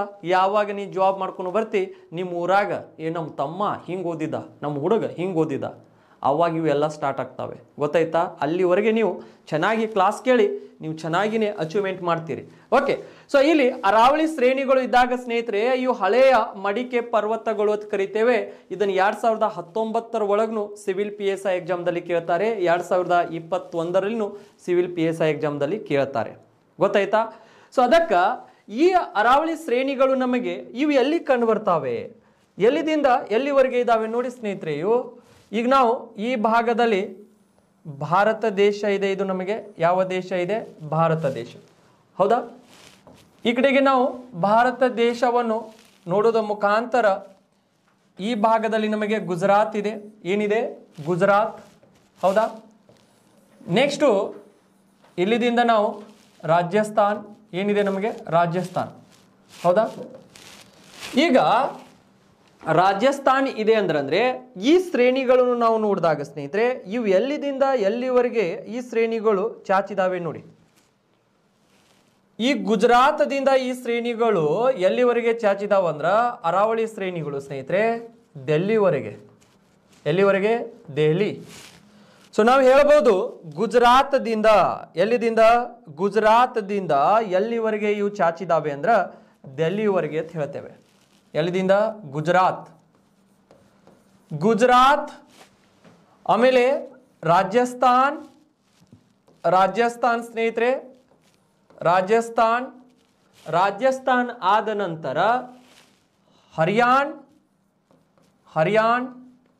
ಹರಿಯಾಣದಲ್ಲಿ ಸ್ವಲ್ಪ ಭಾಗ. ನೆಕ್ಸ್ಟು ಇಲ್ಲಿದಿಂದ ದೆಹಲಿ. ಯಾವುದು? ದೆಹಲಿ. ಇಲ್ಲಿವರೆಗೆ ಚಾಚಿದಾವೆ ಈ ಅರಾವಳಿ ಶ್ರೇಣಿಗಳು. ಹಾಗಾದ್ರೆ ಅರಾವಳಿ ಶ್ರೇಣಿಗಳು ನಮಗೆ ಗುಜರಾತದಿಂದ ಎಲ್ಲಿವರೆಗೆ ಅಂದ್ರೆ ಡೆಲ್ಲಿವರೆಗೆ. ಗುಜರಾತ್, ರಾಜಸ್ಥಾನ್, ಹರಿಯಾಣ, ಡೆಲ್ಲಿವರೆಗೆ ಚಾಚಿದಾವೆ ಸ್ನೇಹಿತರೆ. ಸೊ ಈಗ ಈ ಶ್ರೇಣಿಗಳೊಳಗೆ ನಮಗೆ ಏನು ಇಂಪಾರ್ಟೆಂಟ್ ಇದೆ ಅವುಗಳನ್ನು ನಾವು ಡಿಸ್ಕಷನ್ ಮಾಡಬೇಕಾಗಿದೆ. ಈಗ ಈ ಶ್ರೇಣಿಗಳು ಏನಿದಾವಲ್ಲ ಇವು ಸೊ ಲೂನಿ ನದಿ. ಯಾವ ನದಿ? ಲೂನಿ ನದಿ ಹಾಗೂ ಸಬರ್ಮತಿ. ಇವು ನದಿಗಳು ಎಲ್ಲಿದಿಂದ ಹುಟ್ಟಿ ಬರ್ತಾವೆ ಅಂತ ನಾವು ಡಿಸ್ಕಷನ್ ಮಾಡಿದ್ದಾವೆ. ಹೌದಾ? ನದಿಗಳು ಹೇಳುವಂಥ ಸಮಯದಲ್ಲಿ ಯಾವುದು? ಲೂನಿ ಮತ್ತು ಸಬರ್ಮತಿ ನದಿಗಳನ್ನು ನಾವು ಆಲ್ರೆಡಿ ಡಿಸ್ಕಷನ್ ಮಾಡಿದ್ದೇವೆ ಸ್ನೇಹಿತರೆ. ಈ ಶ್ರೇಣಿಯಲ್ಲಿ ಹರಿದು ಬರುತ್ತವೆ ಅಂತ. ಈಗ ಈ ಶ್ರೇಣಿಯಲ್ಲಿ ನಾವು ನೋಡಿದಾಗ ಇಲ್ಲಿ ನಮಗೆ ಗುಜರಾತ್ ಈ ಶ್ರೇಣಿ ಒಳಗೆ ಈ ಗುಜರಾತದಿಂದ ಒಂದು ಸ್ವಲ್ಪ ಮೇಲೆ ಹೋದಾಗ ರಾಜಸ್ಥಾನ್ ಕಂಡು ಬರುತ್ತೆ. ರಾಜಸ್ಥಾನದಲ್ಲಿ ಈ ಶ್ರೇಣಿ ಒಳಗೆ ನಮಗೇನು ಕಂಡು ಬರುತ್ತೆ ಅಂದ್ರೆ ಸ್ನೇಹಿತರೆ ಮೌಂಟ್ ಅಬು. ಯಾವ ಅಬು? ಮೌಂಟ್ ಅಬು ಇದೆ ಇದ್ರೊಳಗೆ. ಏನಿದೆ? ಮೌಂಟ್ ಅಬು. ಇಲ್ಲಿ ಬರೀತೀನಿ ನೋಡ್ರಿ, ಮೌಂಟ್ ಅಬು. ಇದನ್ನು ನೆನ್ಪಿಟ್ಕೋಬೇಕು. ಈ ಶ್ರೇಣಿ ಒಳಗೆ ನಮಗೆ ಮೌಂಟ್ ಅಬು ಇದೆ. ಯಾಬು? ಮೌಂಟ್ ಅಬು. ಇದು ರಾಜಸ್ಥಾನದಲ್ಲಿದೆ. ಅರಾವಳಿ ಶ್ರೇಣಿಯಲ್ಲಿ ಯಾವ ಶಿಖರ ಕಂಡು ಬರುತ್ತದೆ ಅಂದ್ರೆ ಮೌಂಟ್ ಅಬು ಶಿಖರ ಕಂಡು ಬರುತ್ತದೆ ಅಂತ ಹೇಳ್ಬೇಕು ನೀವು. ಸೊ ಅದು ಆದಮೇಲೆ ಸ್ನೇಹಿತರೆ ಇನ್ನೂ ಒಂದು ಶಿಖರ ಇದೆ ಇದ್ದ ಒಳಗ. ಈ ಅರಾವಳಿ ಶ್ರೇಣಿ ಒಳಗೆ ನಮಗೆ ಯಾವ ಶಿಖರ ಇದೆ ಅಂದ್ರೆ ಅದನ್ನು ನಾವು ಸೊ ಗುರು ಶಿಖರ ಅಂತ ಕರಿತೇವೆ. ಯಾವ ಶಿಖರ? ಗುರು. ಇದ್ದ ಒಳಗೆ ನಮಗೆ ಗುರು ಶಿಖರ ಹೌದಾ? ಗುರು ಶಿಖರ ಅಂತಿದೆ, ಒಂದು ಮೌಂಟ್ ಅಬು, ಇನ್ನ ಒಂದು ಗುರು ಶಿಖರ. ಈ ಗುರು ಶಿಖರ ನಮಗೆ 1772 ಮೀಟರ್ ತನ ಎತ್ತರ ಇದೆ ಸ್ನೇಹಿತರೆ. 1772 ಮೀಟರ್ ವರೆಗೆ ಇದು ಎತ್ತರ ಇದೆ. ಯಾವುದು? ಗುರು ಶಿಖರ. ಹಾಗಾದ್ರೆ ಅರಾವಳಿ ಶ್ರೇಣಿಯಲ್ಲಿ ಅತಿ ಎತ್ತರದ ಪರ್ವತ ಶಿಖರ ಯಾವುದು ಅಂತ ಕೇಳಿದಾಗ ನೀವು ಕಣ್ಣು ಮುಚ್ಚಿ ಯಾವ್ದು ಆನ್ಸರ್ ಮಾಡಬೇಕಾಗತ್ತೆ ಅಂದ್ರೆ ಗುರು ಶಿಖರ ಅಂತ ಹೇಳಬೇಕಾಗತ್ತೆ. ಯಾವ ಶಿಖರ? ಗುರು ಶಿಖರ. ಹೌದಾ? ಅರಾವಳಿ ಶ್ರೇಣಿಯಲ್ಲಿನೇ ಅತ್ಯಂತ ಎತ್ತರವಾದಂತಹ ಶಿಖರ ಸ್ನೇಹಿತರೆ ಇದು ಯಾವುದಾಗಿದೆ ಅಂದ್ರೆ ಗುರು ಶಿಖರ ಅಂತ ಹೇಳ್ತೇವೆ ನಾವು. 1772 ಮೀಟರ್ ಇದೆ. ಇದನ್ನು ಕೂಡ ರಾಜಸ್ಥಾನದಲ್ಲಿದೆ. ಓಕೆ, ಸೊ ಈಗ ಈ ಎರಡು ಮೌಂಟ್ ಅಬು ಮತ್ತು ಗುರು ಶಿಖರದ ನಡುವೆ ನಮಗೆ ಒಂದು ಘಾಟ್ ಕಂಡುಬರುತ್ತೆ. ಏನು ಕಂಡುಬರುತ್ತೆ? ಘಾಟ್. ಹೌದಾ? ಸೊ ಈ ಘಾಟ್ ಅಂದ್ರೆ ಈ ಎರಡೂ ಗುಡ್ಡಗಳನ್ನು ಕೊರೆದು ಏನ್ ಮಾಡಿರ್ತಾರೆ ಅಂದ್ರೆ ಒಂದು ಘಾಟ್ ಮಾಡಿರ್ತಾರೆ ಸ್ನೇಹಿತರೆ. ಗೋರಂ ಘಾಟ್ ಅಂತಿದೆ. ಯಾವ ಘಾಟ? ಗೋರಂ. ಇಲ್ಲಿ ಎರಡರ ನಡುವೆ ನಮಗೆ ಕಂಡು ಬರುವಂತದ್ದು ನಾವು ಗೋರಂ ಘಾಟ್ ಅಂತ ಕರಿತೇವೆ ಸ್ನೇಹಿತರೆ. ಯಾವ ಘಾಟ್ ಇದೆ? ಗೋರಂ. ಗೋರಂ ಘಾಟ್. ಹೌದಾ? ಈ ಗೋರಂ ಘಾಟ್ ಅನ್ನುವಂಥದ್ದು ಇದು ಯಾವ ಯಾವ ಶಿಖರ ನಡುವೆ ಇದೆ ಅಂದ್ರೆ ಗುರು ಶಿಖರ ಮತ್ತು ಮೌಂಟ್ ಅಬು. ನಿಮ್ಮ ಕ್ವಶನ್ಸ್ ಕೇಳ್ತಾರೆ ಸ್ನೇಹಿತರೆ. ಗೋರಂ ಘಾಟ್ ಯಾವ ಎರಡು ಭಾಗಗಳ ನಡುವೆ ಇದೆ ಅಂದಾಗ ಗುರು ಶಿಖರ ಮತ್ತು ಮೌಂಟ್ ಅಬು. ಈ ಗುರು ಶಿಖರ ಮತ್ತು ಈ ಮೌಂಟ್ ಅಬು ಏನಿದೆಯಲ್ಲ ಇವೆರಡರ ನಡುವೆ ನಮಗೆ ಗೋರಂ ಘಾಟ್ ಇದೆ. ಯಾವ ಘಾಟ? ಗೋರಂ ಘಾಟ್. ನೆಕ್ಸ್ಟ್ ಇದೇ ಶ್ರೇಣಿಯಲ್ಲಿ ನಮಗೆ ಮತ್ತೆ ಏನ್ ಕಂಡು ಬರುತ್ತೆ ಅಂದ್ರೆ ಸ್ನೇಹಿತರೆ ಇದರ ಒಳಗಡೆಗೆ ನಮಗೆ ಸೊ ಹಳದಿ ಘಾಟ್ ಇದೆ. ಯಾವ ಘಾಟ? ಹಳದಿ ಘಾಟ್. ಇವೆಲ್ಲಾನು ನಾನು ಎಲ್ಲಿ ಹೇಳ್ತಾ ಇದ್ದೀನಿ? ಗುರು ಶಿಖರ, ಮೌಂಟ್ ಅಬು, ಗೋರಂ ಘಾಟ್ ಇವೆಲ್ಲ ರಾಜಸ್ಥಾನದಲ್ಲಿ ಇದಾವೆ ಸ್ನೇಹಿತರೆ, ಅರಾವಳಿ ಶ್ರೇಣಿ. ನೆಕ್ಸ್ಟ್ ನಮಗೆ ಇದರಲ್ಲಿ ಕಂಡು ಬರುವಂತ ಘಾಟ್ ಯಾವ್ದಾಗಿದೆ ಅಂದ್ರ ಹಳದಿ. ಯಾವುದು? ಹಳದಿ. ಸೊ ಹಳದಿ ಘಾಟ್ ಅಂತ ಕರಿತೇವೆ ಸ್ನೇಹಿತರೆ. ಯಾವ ಘಾಟ್ ಇದೆ ನಮಗೆ? ಹಳದಿ ಘಾಟ್. ಹೌದಾ? ಹಳದಿ. ಈ ಹಳದಿ ಘಾಟ್ ನಮಗೆ ಇದನ್ನು ಕೂಡ ರಾಜಸ್ಥಾನದಲ್ಲಿದೆ. ಎಲ್ಲಿದೆ? ರಾಜಸ್ಥಾನ್ ಈ ಭಾಗದಲ್ಲಿ.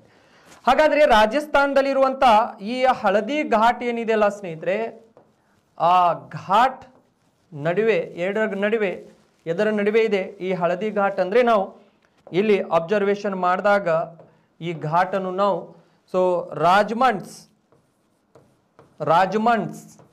ಹೌದಾ? ರಾಜಮಂಡ್ಸ್ ಮತ್ತು ಪಾಲಿ ನಡುವೆ. ಪಾಲಿ ಯಾವುದಿದೆ? ಪಾಲಿ.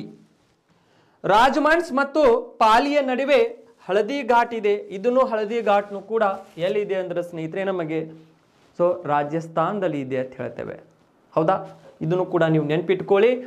ನೆಕ್ಸ್ಟ್ ಈ ಶ್ರೇಣಿ ಏನಿದೆಯಲ್ಲ ಈ ಶ್ರೇಣಿಯಲ್ಲಿ ನಮಗೆ ರಾಯಸೇನಾ ಬೆಟ್ಟಗಳು ಕಂಡುಬರ್ತವೆ. ಯಾವ ಬೆಟ್ಟಗಳು? ರಾಯಸೇನಾ.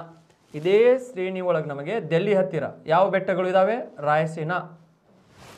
ರಾಯಸೇನಾ ಅನ್ನುವಂಥ ಬೆಟ್ಟಗಳು ಕಂಡು ಬರ್ತವೆ ಸ್ನೇಹಿತರೆ. ಯಾವ ಬೆಟ್ಟಗಳು ಇದಾವೆ? ರಾಯಸೇನಾ. ಈ ಭಾಗದಲ್ಲಿ ಡೆಲ್ಲಿ ಒಳಗ ಈ ಶ್ರೇಣಿ ಒಳಗೆ ನಮಗೆ ರಾಯಸೇನಾ ಬೆಟ್ಟಗಳು. ಯಾವ ಬೆಟ್ಟಗಳು? ರಾಯಸೇನಾ ಬೆಟ್ಟಗಳು.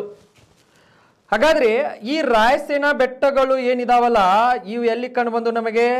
ಅರಾವಳಿ ಶ್ರೇಣಿಯಲ್ಲಿ. ರಾಯಸೇನಾ ಬೆಟ್ಟಗಳು ಎಲ್ಲಿ ಕಂಡು ಬಂದು? ಅರಾವಳಿ ಶ್ರೇಣಿಯಲ್ಲಿ ಕಂಡು ಬಂದು. ಈಗ ಇವು ಅರಾವಳಿ ಶ್ರೇಣಿ ಒಳಗೆ ಕಂಡು ಬಂದಿದ್ದಾವೆ ಅಂದ್ರ ರಾಯಸೇನಾ ಬೆಟ್ಟಗಳು ಇವು ಎಲ್ಲಿದ್ದಾವೆ? ದೆಹಲಿ ಒಳಗಿದ್ದಾವೆ ಸ್ನೇಹಿತರೆ. ಎಲ್ಲಿದ್ದಾವೆ ಇವು? ದೆಹಲಿ. ಹಾಗಾದ್ರೆ ಈ ರಾಯಸೇನಾ ಬೆಟ್ಟಗಳು ಏನಿದಾವಲ್ಲ ಇದರ ಮೇಲೆ ಏನಿದೆ ಅಂದ್ರ ರಾಷ್ಟ್ರಪತಿ ಭವನ ಇದೆ. ಯಾವ ಭವನ? ರಾಷ್ಟ್ರಪತಿ ಭವನ. ನಿಮ್ಮ ಕ್ವಶನ್ಸ್ ಕೇಳ್ತಾರೆ. ರಾಯಸೇನಾ ಬೆಟ್ಟದ ಮೇಲೆ ಏನು ಕಂಡು ಬರುತ್ತದೆ? ರಾಷ್ಟ್ರಪತಿ ಭವನ ಕಂಡು ಬರುತ್ತದೆ ಅಂತ ಹೇಳ್ಬೇಕು. ರಾಷ್ಟ್ರಪತಿ ಯಾವುದು? ರಾಷ್ಟ್ರಪತಿ ಭವನ. ನೀವು ಡೆಲ್ಲಿ ಹೋದ್ರ ಒಂದ್ ಕಡೆಗೆ ಹಿಂಗ ಅಪೋಸಿಟ್ ಡೈರೆಕ್ಟ್ ನೀವು ಹೋದ್ರ ಅಲ್ಲಿ ರಾಷ್ಟ್ರಪತಿ ಭವನ ಇದೆ. ಒಂದ್ ಸೈಡು ಪ್ರೈಮ್ ಮಿನಿಸ್ಟರ್ ಆಫೀಸ್ ಇದೆ. ಒಂದ್ ಸೈಡ್ ಏನಿದೆ ಅಂದ್ರೆ ಹೋಮ್ ಮಿನಿಸ್ಟರ್ ಆಫೀಸ್ ಇದೆ. ಕೆಳಗಡೆಗೆ ಹೋದ್ರೆ ಇಂಡಿಯಾ ಗೇಟ್ ಕಂಡು ಬರುತ್ತೆ ಸ್ನೇಹಿತರೆ. ಹಾಗಾಗಿ ಈ ರಾಯಸೇನಾ ಬೆಟ್ಟ ಏನಿದೆಯಲ್ಲ, ಈ ರಾಯಸೇನಾ ಬೆಟ್ಟದ ಮೇಲೆ ನಮಗೆ ರಾಷ್ಟ್ರಪತಿ ಭವನ ಇದೆ ಅಂತ ನಾವು ಹೇಳಬೇಕಾಗತ್ತೆ. ಹಾಗಾಗಿ ಈ ಅರಾವಳಿ ಶ್ರೇಣಿ ಬಗ್ಗೆ ನಾನು ಏನು ಹೇಳಿದೆ ಅಲ್ಲ, ಇವೆಲ್ಲ ಅಂಶಗಳನ್ನು ನೀವು ಇಲ್ಲಿ ನೆನ್ಪಿಟ್ಕೋಬೇಕಾಗತ್ತೆ. These all points covered where in Aravalli ಶ್ರೇಣಿ. ಹೌದಾ? ಹಾಗಾಗಿ ಈ ಅರಾವಳಿ ಶ್ರೇಣಿ ನಮಗೆ ಇಂಪಾರ್ಟೆಂಟ್ ಆಗತ್ತೆ. ಇಂಪಾರ್ಟೆಂಟ್ ಆಗೋದ್ರಿಂದ ಈ ಶ್ರೇಣಿಯನ್ನು ನೀವು ಇಲ್ಲಿ ಇಷ್ಟು ನಾನು ಏನು ಹೇಳಿದೆ ಅಲ್ಲ, ಈ ಎಲ್ಲ ವಿಷಯಗಳನ್ನು ಇಲ್ಲಿ ನೆನ್ಪಿಟ್ಕೊಳ್ಳಿ ಸ್ನೇಹಿತರೆ. ಇದರೊಳಗೆ ಗುರು ಶಿಖರ, ಆಮೇಲೆ ನೆಕ್ಸ್ಟು ಮೌಂಟ್ ಅಬು, ರಾಯಸೇನಾ ಬೆಟ್ಟ, 2 ಘಾಟ್ಗಳು ಕಂಡುಬಂದು, ಯಾವುದು ಹಳದಿ ಘಾಟ್, ಆಮೇಲೆ ಗೋರಮ್ ಘಾಟ್, ಇವೆಲ್ಲ ಕ್ವಶನ್ಸ್ ಕೇಳಿದ್ದಾರೆ. ಈ ಘಾಟ್ ಮೇಲೆ KS ಪ್ರಿಲಿಮ್ಸ್ದಲ್ಲಿ ಕ್ವಶನ್ಸ್ ಆಗಿದ್ದಾವೆ. ಹೌದಾ? ಸೊ ಅದಕ್ಕೆ ಇವುಗಳನ್ನು ನೀವು ನೆನ್ಪಿಟ್ಕೊಳ್ಳಿ. ನೆಕ್ಸ್ಟ್ ನಾವು ಇಲ್ಲಿದಿಂದ ಮುಂದೆ ಹೋಗಬೇಕಾಗತ್ತೆ. ಪಶ್ಚಿಮ ಘಟ್ಟದಲ್ಲಿರುವಂಥ ಕೆಲವೊಂದು ಘಾಟ್ಗಳನ್ನು ನಾವು ನೋಡಬೇಕಾಗತ್ತೆ. ಎಲ್ಲಿ? ಪಶ್ಚಿಮ ಘಟ್ಟಗಳು. ಓಕೆ, ಸೊ ಪಶ್ಚಿಮ ಘಟ್ಟ ಕಡೆಗೆ ನಾವು ಬಂದಾಗ ಸ್ನೇಹಿತರೆ, ಇವು ಕೆಲವೊಂದು ಘಾಟ್ಗಳು ಕಂಡು ಬರ್ತವೆ ನಮಗೆ ಪಶ್ಚಿಮ ಘಟ್ಟದಲ್ಲಿ ನೋಡೋಣ. ಹೌದಾ? ಈಗ ಪಶ್ಚಿಮ ಘಟ್ಟದಲ್ಲಿ ಇರುವಂಥ ಘಾಟ್ಗಳು, ಘಾಟ್ ಅಂದ್ರೆ ನಿಮಗೆ ಗೊತ್ತಿದೆ, ಗುಡ್ಡವನ್ನು ಕೊರೆದು ಏನು ಮಾಡೋದಂದ್ರೆ ರಸ್ತೆ ಮಾರ್ಗವನ್ನು ಮಾಡೋದು. ನೀವು ಒಲವೇ ಮಂದಾರ ಮೂವಿ ನೋಡಿರ್ಬೋದು, ಒಲವೇ ಮಂದಾರ ಮಾಂಜಿ ಸ್ಟೋರಿ ಕೇಳಿರ್ಬೋದು. ಘಾಟ್ ಅಂದ್ರೆ ಏನಾಗಿರ್ತಾವೆ ಗೊತ್ತೇನು ಸ್ನೇಹಿತರೆ? ಇದು ಹಿಂಗೆ ಗುಡ್ಡಗಾಡು ಪ್ರದೇಶ ಇರುತ್ತೆ ಈ ರೀತಿ. ಹೌದಾ? ಈಗ ಈ ಕಡೆಗೇನು ಊರಿರತ್ತೆ. ಸೊ ಈ ಊರಿನ ಹತ್ತಿರ ನೀರಿರುವುದಿಲ್ಲ. ಅವ್ರು ಏನಂದ್ರೆ ಸಪೋಸ್ ನೀರು ಅಥವಾ ರಸ್ತೆ ಮಾರ್ಗ ಇರುವುದಿಲ್ಲ, ಅವರು ಈ ಗುಡ್ಡ ಸುತ್ತ ಹಾಕಿ ಬರಬೇಕಾಗತ್ತೆ. ಏನು ಮಾಡಬೇಕಾಗತ್ತೆ? ಈ ಗುಡ್ಡವನ್ನು ಸುತ್ತು ಹಾಕಿ ಈ ರೀತಿ ಬರಬೇಕಾಗತ್ತೆ, ಅಥವಾ ಈ ರೀತಿ ಸುತ್ತ ಹಾಕಿ ಈ ಕಡೆಗೆ ಇರುವಂಥ ಊರಿಗೆ ಬರಬೇಕಾಗತ್ತೆ. ಬಟ್ ಇದು ಭಾಳಷ್ಟು ದೂರ ಆಗತ್ತೆ. ಅವಾಗ ಏನು ಮಾಡ್ತಾರಂದರೆ ಈ ಗುಡ್ಡವನ್ನು ಕೊರೆದು ಏನು ಮಾಡ್ತಾರಂದ್ರೆ ರಸ್ತೆ ಮಾರ್ಗ ಮಾಡ್ತಾರೆ ಈ ರೀತಿ. ಈ ರಸ್ತೆ ಮಾರ್ಗ ಏನು ಮಾಡ್ತಾರಲ್ಲ, ಇದಕ್ಕೆ ನಾವು ಏನಂತ ಕರಿತೇವೆ ಅಂದರೆ ಘಾಟ್ ಅಂತ ಕರಿತೇವೆ. ಏನಂತ ಕರಿತೇವೆ? ಘಾಟ್. ಹೌದಾ? ನೀವು ಕೇಳಿರ್ಬೋದು, ಈ ಬಿಹಾರದಲ್ಲಿ ಏನಂದ್ರೆ ದಶರಥ್ ಮಾಂಜಿ ಅವ್ರ ಊರಿರತ್ತೆ ಈ ಸೈಡ್ ಈ ರೀತಿ. ಅವರು ದಶರಥ್ ಮಾಂಜಿಯವರು ಒಲವೇ ಮಂದಾರ ಮೂವಿ ನೋಡಿ ಸ್ನೇಹಿತರೆ, ನೀವು ಅಲ್ಲಿ ಗೊತ್ತಾಗತ್ತೆ. ಕೆಲವೊಂದು ಸರ್ತಿ ಪಿಕ್ಚರ್ ನೋಡೋದ್ರಿಂದ ಒಂದೊಂದು ಮಾರ್ಕ್ಸ್ ಸಿಗ್ತವೆ, ಗೊತ್ತಾ? ಸೊ ಆದರೆ ಬರೀ ಅದ್ರ ಮೇಲೇ ಡಿಪೆಂಡ್ ಆಗಬಾರ್ದು, ಸ್ವಲ್ಪ ಏನು ವಿಶೇಷತೆ ಇದೆ ಅದನ್ನು ನಾವು ನೋಡ್ಕೋಬೇಕಾಗತ್ತೆ. ಈ ದಶರಥ್ ಮಾಂಜಿಯವರು ತನ್ನ ವೈಫಿಗೆ ಮದುವೆ ಆಗಿರ್ತಾರೆ ಸ್ನೇಹಿತರೆ. ಅಂದರೆ ತನ್ನ ವೈಫ್ ಭಾಳಷ್ಟು ಮದುವೆಯಾಗಿ ಅವ್ರಿಗೆ ಭಾಳಷ್ಟು ಪ್ರೀತಿ ಮಾಡ್ತಿರ್ತಾರೆ. ಅವಾಗ ಅವರು ಒಂದಿನ ಈ ಕಡೆ ಈ ಗುಡ್ಡ ದಾಟಿ ಈ ಕಡೆಗೆ ನೀರು ತಗೊಳ್ಳಿಕ್ಕೆ ಬರ್ತಾರೆ. ಯಾಕಂದರೆ ಈ ಭಾಗದಲ್ಲಿ ಬರಗಾಲ ಇರುತ್ತೆ. ಒಂದಿನ ಕಾಲ್ ಜಾರಿ ಬರುವಾಗ ಕಾಲ್ ಜಾರಿ ಗುಡ್ಡದ ಮೇಲಿಂದ ಕೆಳಗೆ ಬೀಳ್ತಾರೆ, ಸಾಯ್ತಾರೆ. ಸತ್ತಾಗ ಅವರು ದಶರಥ್ ಮಾಂಜಿಯವರು ಅವ್ರ ವೈಫಿಗೆ ಭಾಳಷ್ಟು ಪ್ರೀತಿ ಮಾಡ್ತಿರ್ತಾರೆ. ಅವಾಗ ಯಾವಾಗ ಈ ಗುಡ್ಡದ ಮೇಲಿನ ಅವ್ರ ವೈಫ್ ಕೆಳಗಡೆಗೆ ಬಿದ್ದು ಪ್ರಾಣವನ್ನು ಕಳೆದುಕೊಂಡರು ಸ್ನೇಹಿತರೆ, ಅವಾಗ ಅವರು ಇಂಥ ಗುಡ್ಡವನ್ನು ಕೊರೆದು ಒಂದು ರಸ್ತೆ ಮಾರ್ಗವನ್ನು ಮಾಡ್ತಾರೆ ಬಿಹಾರದಲ್ಲಿ. ಇದು ಸತ್ಯ ಘಟನೆ. ಹೌದಾ? ಆ ಬಿಹಾರದಲ್ಲಿ ಮಾಡಿರುವಂಥ ಆ ರಸ್ತೆ ಮಾರ್ಗಕ್ಕೆ ದಶರಥ್ ಮಾಂಜಿ ರಸ್ತೆ ಮಾರ್ಗ ಅಂತ ಹೆಸರಿಟ್ಟಿದ್ದಾರೆ ಇವತ್ತಿನವರೆಗೇನು ಕೂಡ. ಓಕೆ, ಆ ರೀತಿ ಈ ಕೊರೆದು ಏನು ಮಾಡ್ತಾರಂದ್ರೆ ದಾರಿ ಮಾಡ್ತಾರೆ. ಅದಕ್ಕೆ ನಾವು ಘಾಟ್ ಅಂತ ಕರಿತೇವೆ. ಹೌದಾ? ಏನಂತ ಕರಿತೇವೆ? ಘಾಟ್ ಅಂತ ಕರೆದೇವೆ. ಅದಕ್ಕೆ ಈ ಘಾಟ್ಗಳನ್ನು ನೀವು ನೆನ್ಪಿಟ್ಕೋಬೇಕಾಗತ್ತೆ. ಈಗ ಪಶ್ಚಿಮ ಘಟ್ಟದಲ್ಲಿರುವಂಥ ಕೆಲವೊಂದು ಘಾಟ್ಗಳನ್ನು ನಾವು ನೋಡಬೇಕಾಗತ್ತೆ. ಇದು ಪಶ್ಚಿಮ ಘಟ್ಟ ಇದೆ ಸ್ನೇಹಿತರೆ. ಹಾಗಾದರೆ ಈ ಪಶ್ಚಿಮ ಘಟ್ಟದಲ್ಲಿ ನಮಗೆ ಈ ಮಹಾರಾಷ್ಟ್ರದಲ್ಲಿ ಇರುವಂಥ ಘಾಟ್ಗಳನ್ನು ನೋಡೋಣ ನಾವು. ಮಹಾರಾಷ್ಟ್ರ ಈ ಮಹಾರಾಷ್ಟ್ರ ಕಡೆಗೆ ಬಂದೆವಂದ್ರೆ ಸ್ನೇಹಿತರೆ 2 ಘಾಟ್ಗಳು ಕಂಡು ಬರ್ತವೆ. ಎಲ್ಲಿ ನಮಗೆ ಮಹಾರಾಷ್ಟ್ರ ರಾಜ್ಯಕ್ಕೆ ಹೇಳ್ತೇವೆ. ಇಲ್ಲಿ ನಮಗೆ ತಾಲ್ಘಾಟ್ ಯಾವುದಿದೆ? ಸೊ ಮಹಾರಾಷ್ಟ್ರದ ಕಡೆಗೆ ನಾವು ನೋಡಿದಾಗ ಸ್ನೇಹಿತರೆ ಇಲ್ಲಿ ತಾಲ್ಘಾಟ್. ಹೌದಾ? ಈಗ ಮಹಾರಾಷ್ಟ್ರ ಕಡೆಗೆ ನಾವು ಬಂದಾಗ ಸ್ನೇಹಿತರೆ ಯಾವ ಘಾಟ್ ಕಂಡು ಬತ್ತು? ನಮಗೆ ತಾಲ್ಘಾಟ್ ಅಂತ ಕರಿತೇವೆ. ಮಹಾರಾಷ್ಟ್ರ ಕಡೆಗೆ ನಮಗೆ ಯಾವ ಘಾಟ್ ಇದೆ? ತಾಲ್ಘಾಟ್. ಸೊ ಈ ತಾಲ್ಘಾಟ್ ನಮಗೆ ಮುಂಬೈ ಮತ್ತು ನಾಸಿಕದ ನಡುವೆ ಕಂಡು ಬರುತ್ತೆ ಸ್ನೇಹಿತರೆ. ಎಲ್ಲಿ ಕಂಡು ಬರುತ್ತೆ ಇದು? ತಾಲ್ಘಾಟ್ ಮಹಾರಾಷ್ಟ್ರದಲ್ಲಿ ನಮಗೆ ಮುಂಬೈ ಯಾವುದಿದೆ? ಮುಂಬೈ ಆಗಿರ್ಬೋದು. ಮತ್ತು ಮಹಾರಾಷ್ಟ್ರದ ಮುಂಬೈ ಮತ್ತು ನಾಸಿಕ್ ಯಾವುದಿದೆ? ನಾಸಿಕ್. ಮುಂಬೈ ಮತ್ತು ನಾಸಿಕ್ ನಡುವೆ ಯಾವ ಘಾಟ? ತಾಲ್ಘಾಟ್. ಈ ತಾಲ್ಘಾಟ್ ಆದಮೇಲೆ ನಮಗೆ ಇಲ್ಲಿ ಇನ್ನೊಂದು ಘಾಟ್ ಕಂಡು ಬರುತ್ತೆ, ಬೋರ್ಘಾಟ್ ಅದಕ್ಕೆ ಕರಿತೇವೆ ಸ್ನೇಹಿತರೆ. ಯಾವ ಘಾಟ? ಬೋರ್ಘಾಟ್. ಇದರಲ್ಲಿ ನಮಗೆ ಕಂಡುಬರುವಂಥದ್ದು ಬೋರ್ಘಾಟ್ ಇದೆ ಈ ಭಾಗದಲ್ಲಿ ಬೋರ್ಘಾಟ್. ಹಾಗಾದರೆ ಈ ಬೋರ್ಘಾಟ್ನು ಕೂಡ ನಾವು ನೋಡಿದಾಗ ಸ್ನೇಹಿತರೆ ಇಲ್ಲಿರುವಂಥ ಈ ಬೋರ್ಘಾಟ್ ಏನಿದೆಯಲ್ಲ ಇದು ನಮಗೆ ಬೋರ್ಘಾಟ್ ಇದು ಎದರೆದರ ನಡಬಾರಕ ಕಂಡು ಬರುತ್ತೆ ನೋಡಿ, ಯಾವುದು ಬೋರ್ಘಾಟ್. ಈಗ ಇಲ್ಲಿರುವಂಥ ಈ ಬೋರ್ಘಾಟ್ ನಾವು ನೋಡಿದಾಗ ಬೋರ್ಘಾಟ್ ಯಾವ ಘಾಟ ಬೋರ್ಘಾಟ್. ಈ ಬೋರ್ಘಾಟ್ ನಾವು ನೋಡಿದಾಗ ಸ್ನೇಹಿತರೆ ಇದು ನಮಗೆ ಮುಂಬೈ ಮತ್ತು ಪುಣೆ ನಡುವೆ ಕಂಡುಬರುತ್ತೆ. ಮುಂಬೈ ಯಾವುದು ಮುಂಬೈ ಮತ್ತು ಪುಣೆ ಯಾವುದು ಪುಣೆ. ಮುಂಬೈ ಮತ್ತು ಪುಣೆ ನಡುವೆ ನಮಗೆ ಯಾವ ಘಾಟ್ ಇದೆ ಅಂದ್ರೆ ನಾವು ಈ ಬೋರ್ಘಾಟ್ ಅಂತ ಕರಿತೇವೆ. ಈ ಘಾಟನ್ನು ಕೂಡ ನೀವು ನೆನ್ಪಿಟ್ಕೊಳ್ಳಿ. ನೆಕ್ಸ್ಟ್ ಸ್ನೇಹಿತರೆ ಈ ಭಾಗದಲ್ಲಿ ನಮಗೆ ಈ ಕೇರಳದ ಕಡೆಗೆ ಬಂದಾಗ ಯಾವ ಕಡೆಗೆ ಕೇರಳದ ಕಡೆಗೆ ಬಂದಾಗ ಇಲ್ಲಿ ಪ್ರಮುಖ ಘಾಟ್ ಇದೆ ನಮಗೆ. ಒಂದು ಕೇರಳದ ಕಡೆಗೆ ಬಂದಾಗ ಇಲ್ಲಿ ಮಹಾರಾಷ್ಟ್ರ ಕಡೆಗೆ ತಾಲ್ ಘಾಟ್ ಇತ್ತು, ಆಮೇಲೆ ನೆಕ್ಸ್ಟು ಬೋರ್ಘಾಟ್ ಇತ್ತು. ಈ ಕೇರಳದ ಕಡೆಗೆ ಪಾಲ್ಘಾಟ್ ಕಂಡು ಬರುತ್ತೆ. ಯಾವುದು ಪಾಲ್ಘಾಟ್ ಹೌದಾ ಪಾಲ್ಘಾಟ್ ಇದೆ. ಪಾಲ್ಘಾಟ್ ಕೇರಳದ ಕಡೆಗೆ. ಈ ಪಾಲ್ಘಾಟ್ ಈ ಕೇರಳದ ತ್ರಿವೇಂದ್ರಮ್ದಿಂದ ಹೌದಾ ಕೇರಳದ ತ್ರಿವೇಂದ್ರಮ್ದಿಂದ ಎಲ್ಲಿವರೆಗೆ ಹೋಗುತ್ತೆ ಅಂದ್ರೆ ಸ್ನೇಹಿತರೆ ಈ ಘಾಟ್ ನಮಗೆ ಈ ಕಡೆಗೆ ಚೆನ್ನೈ, ತಮಿಳುನಾಡಿನ ಚೆನ್ನೈ ಎಲ್ಲಿವರೆಗೆ ಇದೆ ಚೆನ್ನೈ ಹೌದಾ. ತಮಿಳುನಾಡಿನ ಚೆನ್ನೈವರೆಗೆ ಈ ಘಾಟ್ ನಮಗೆ ಕಂಡು ಬರುತ್ತೆ. ತಮಿಳುನಾಡಿನ ಚೆನ್ನೈ ಯಾವ ಘಾಟ್ ಇದೆ ಇದು? ಸೊ ಪಾಲ್ಘಾಟ್. ಸೊ ಇಷ್ಟು ಘಾಟ್ಗಳನ್ನು ನಾವು ಏನು ಮಾಡಬೇಕಾಗಿದೆ ಅಂದರೆ ಇಲ್ಲಿ ನೆನ್ಪಿಟ್ಕೋಬೇಕಾಗಿದೆ. ನೆನ್ಪಿಟ್ಕೊಳ್ಳಿ, ಇವು ಭಾಳಷ್ಟು ಇಂಪಾರ್ಟೆಂಟ್. ಹಾಗಾದರೆ ಕೆಲವೊಂದು ಘಾಟ್ಗಳು ಕರ್ನಾಟಕದಲ್ಲಿನೂ ಕಂಡು ಬರ್ತವೆ. ಸಿರಾಡಿ ಘಾಟ್ ಅನ್ಬೋದು, ಆಮೇಲೆ ಚಾರ್ಮಾಡಿ ಘಾಟ್ ಅನ್ಬೋದು, ಆಮೇಲೆ ನಮಗೆ ಹುಲಿಕಲ್ ಘಾಟ್ ಆಗಿರ್ಬೋದು. ಸೊ ಈ ಘಾಟ್ಗಳು ನಾವು ಕರ್ನಾಟಕ ಜಿಯೋಗ್ರಫಿದಲ್ಲಿ ಡಿಸ್ಕಷನ್ ಮಾಡೋಣ. ಓಕೆ, ಸೊ ಇಷ್ಟು ಪ್ರಮುಖ ಈ ಘಾಟ್ಗಳನ್ನು ನೀವು ನೆನ್ಪಿಟ್ಕೊಳ್ಳಿ. ಇವು ಭಾಳಷ್ಟು ಇಂಪಾರ್ಟೆಂಟ್ ಆಗುತ್ತೆ. ಪದೇ ಪದೇ ಇದರ ಮೇಲೆ ಏನು ಮಾಡ್ತಾರೆ ಅಂದರೆ ಸ್ನೇಹಿತರೆ ಕ್ವಶನ್ಸ್ಗಳನ್ನು ಕೇಳ್ತಾರೆ. ಹಾಗಾಗಿ ಈ ಘಾಟ್ಗಳು ನಮಗೆ ಇಂಪಾರ್ಟೆಂಟ್ ಆಗ್ತವೆ. ಇಲ್ಲಿದಿಂದ ನಾವು ಒಂದು ಸ್ವಲ್ಪ ಎಲ್ಲಿ ಅಂದ್ರೆ ಮಧ್ಯಪ್ರದೇಶದ ಕಡೆಗೆ ಹೋಗೋಣ. ಮಧ್ಯಪ್ರದೇಶದಲ್ಲಿ ಏನು ಇಂಪಾರ್ಟೆಂಟ್ ಇದೆ ಅದನ್ನು ಒಂದು ಸ್ವಲ್ಪ ನೋಡ್ಕೊಂಡು ಮುಂದೆ ಹೋಗೋಣ. ಇಷ್ಟು ನೆನ್ಪಿಟ್ಕೊಳ್ಳಿ. ಈಗ ಇಲ್ಲಿದಿಂದ ನಾವು ಮಧ್ಯಪ್ರದೇಶದ ಕಡೆ ಮೂವ್ ಆಗಬೇಕಂದ್ರೆ ಸ್ನೇಹಿತರೆ ಮಧ್ಯಪ್ರದೇಶದಲ್ಲಿ ಏನು ವಿಶೇಷತೆ ಇದೆ ಅದನ್ನು ಕೂಡ ನಾವು ನೋಡ್ಕೋಬೇಕಾಗತ್ತೆ. ಬನ್ನಿ, ಮಧ್ಯಪ್ರದೇಶ್ ಯಾವುದು? ಸೊ ಮಧ್ಯಪ್ರದೇಶ್ MP ಅದು ಕರಿತೇವೆ ಮಧ್ಯಪ್ರದೇಶ್. ಹಾಗಾದರೆ ಮಧ್ಯಪ್ರದೇಶದಲ್ಲಿ ಇಲ್ಲಿನೂ ಕೂಡ ಭಾಳಷ್ಟು ವಿಶೇಷತೆ ಇದೆ ಮಧ್ಯಪ್ರದೇಶ್. ಈಗ ಮಧ್ಯಪ್ರದೇಶ್ ನಾವು ಈ ಭಾಗದಲ್ಲಿ ನಾವು ಮಧ್ಯಪ್ರದೇಶ ಕಂಡು ಬರುತ್ತೆ ಸ್ನೇಹಿತರೆ.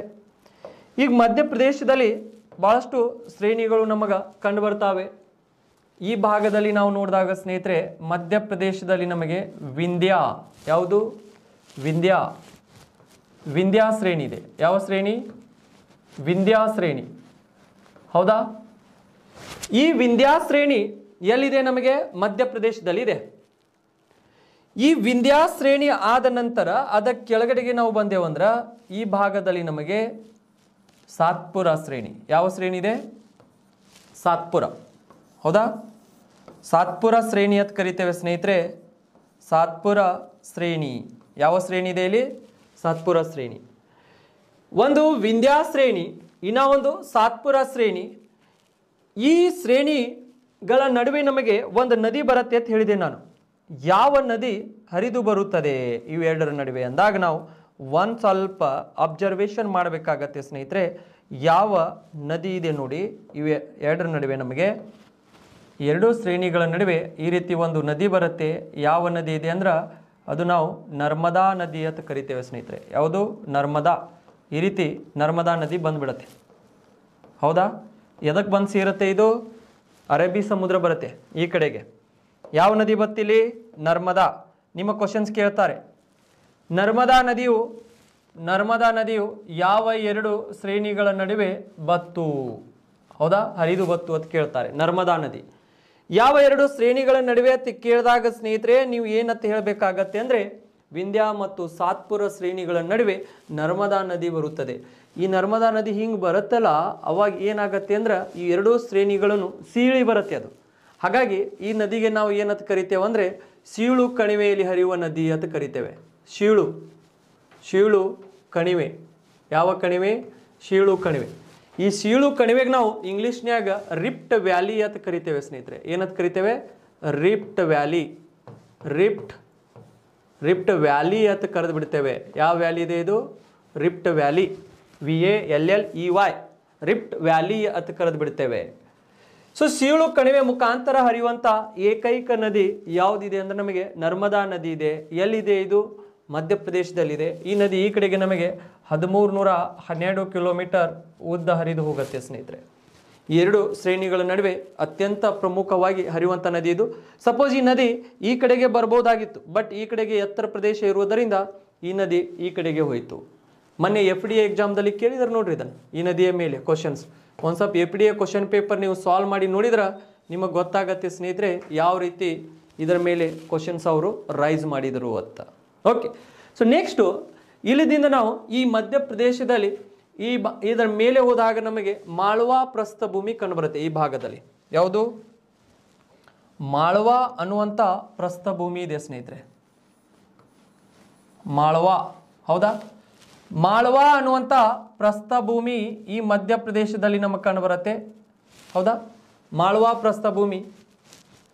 ಈ ಮಾಳ್ವಾ ಪ್ರಸ್ಥಭೂಮಿ ಏನಿದೆಯಲ್ಲ, ಇಲ್ಲಿ ಏನು ವಿಶೇಷತೆ ಇದೆ ಅಂದ್ರೆ ಈ ಮಾಳ್ವಾ ಪ್ರಸ್ಥಭೂಮಿ ಹತ್ತಿರ ನಮಗೆ ಈ ಭಾಗದಲ್ಲಿ ಚಂಬಲ್ ಕಣಿವೆ ಕಂಡುಬರುತ್ತೆ ಸ್ನೇಹಿತರೆ. ಯಾವ ಕಣಿವೆ? ಚಂಬಲ್. ನೆನಪಿಟ್ಕೋಬೇಕು, ಚಂಬಲ್ ಕಣಿವೆ. ಈ ಚಂಬಲ್ ಕಣಿವೆಗೆ ನಾವು ಬ್ಯಾಡ್ ಲ್ಯಾಂಡ್ ಅಂತ ಕರಿತೇವೆ. ಯಾವ ಲ್ಯಾಂಡ್? ಬ್ಯಾಡ್ ಲ್ಯಾಂಡ್. ಇದಕ್ಕೆ ನಾವು ಈ ಕಣಿವೆ ಏನಿದೆಯಲ್ಲ ಇಲ್ಲಿ ನಾವು ಇದಕ್ಕೆ ಬ್ಯಾಡ್ ಲ್ಯಾಂಡ್. ಯಾಕಂದ್ರೆ ಸ್ನೇಹಿತರೆ ಈ ಚಂಬಲ್ ಕಣಿವೆ ಹತ್ತಿರ ಏನು ಬೆಳಿಲಿಕ್ಕೆ ಆಗುವುದಿಲ್ಲ. We can't grow anything here because that is the bad land, barren land. ಅಂದ್ರೆ ಇದು ಈ ಭೂಮಿ ಏನಾಗಿದೆ ಅಂದರೆ ಇಲ್ಲಿರುವಂಥ ಭೂಮಿ ಒಂಥರ ಈ ಬರಡು ಭೂಮಿ ಅಂತೇವಲ್ಲ, ಮರುಭೂಮಿಯ ರೀತಿಯಲ್ಲಿ ಈ ಭೂಮಿಯಾಗಿದೆ. ಏನು ಬೆಳೆದ್ರೂ ಏನು ಬರೋಂಗಿಲ್ಲ ಈ ಚಂಬಲ್ ಕಣಿವೆ ಹತ್ತಿರ. ಹಾಗಾಗಿ ಈ ಚಂಬಲ್ ಕಣಿವೆ ಏನಿದೆಯಲ್ಲ ಈ ಭಾಗದಲ್ಲಿ ಬಡವರು ಜಾಸ್ತಿ ಇದ್ದಾರೆ ಸ್ನೇಹಿತರೆ. ಏನಿದ್ದಾರೆ? ಬಡವರು. ಮಾಳ್ವಾ ಪ್ರಸ್ಥಭೂಮಿ ಹತ್ತಿರ ಅಂದರೆ ಈ ಚಂಬಲ್ ಕಣಿವೆ ಕಂಡುಬರುತ್ತೆ. ಈ ಚಂಬಲ್ ಕಣಿವೆ ಹತ್ತಿರ ಈ ಪುಲನ್ ದೇವಿ ಅನ್ನುವಂಥ ಒಂದು ಲೇಡಿ ಇರ್ತಾಳೆ. ಚಂಬಲ್ ಕಣಿವೆ ಒಳಗೆ ಭಾಳಷ್ಟು ಫೈಟ್ ಮಾಡ್ತಾಳೆ ಪುಲನ್ ದೇವಿ ಅನ್ನುವಂಥ ಲೇಡಿ. ಅವ್ರು ಯಾವ ರೀತಿ ಆ ಕಣಿವೆ ಒಳಗೆ ಫೈಟ್ ಮಾಡ್ತಾರೆ ಜನರ ವಿರುದ್ಧ ಅಂತ ನೀವು ನೋಡಿ ಒಂದು ಸ್ವಲ್ಪ ಆ ಮೂವಿ ಪುಲನ್ ದೇವಿ ಅಂತ ಒಂದು ಮೂವಿ ಇದೆ ನೋಡ್ರಿ, ಚಂಬಲ್ ಕಣಿವೆ ಮೇಲೆ. ಭಾಳಷ್ಟು ಬಡವರು ಅಲ್ಲಿ ಯಾವುದಾದ್ರೂ ಈ ಟ್ರೈನ್ ಹೋದ್ರಂದ್ರೆ ಮೊದಲೆಲ್ಲ ಪೂರ್ತಿ ಟ್ರೇನೇ ಅವರು ರಾಬ್ರಿ ಮಾಡ್ತಿದ್ರು ಆ ಕಣಿವೆ ಹತ್ತಿರ.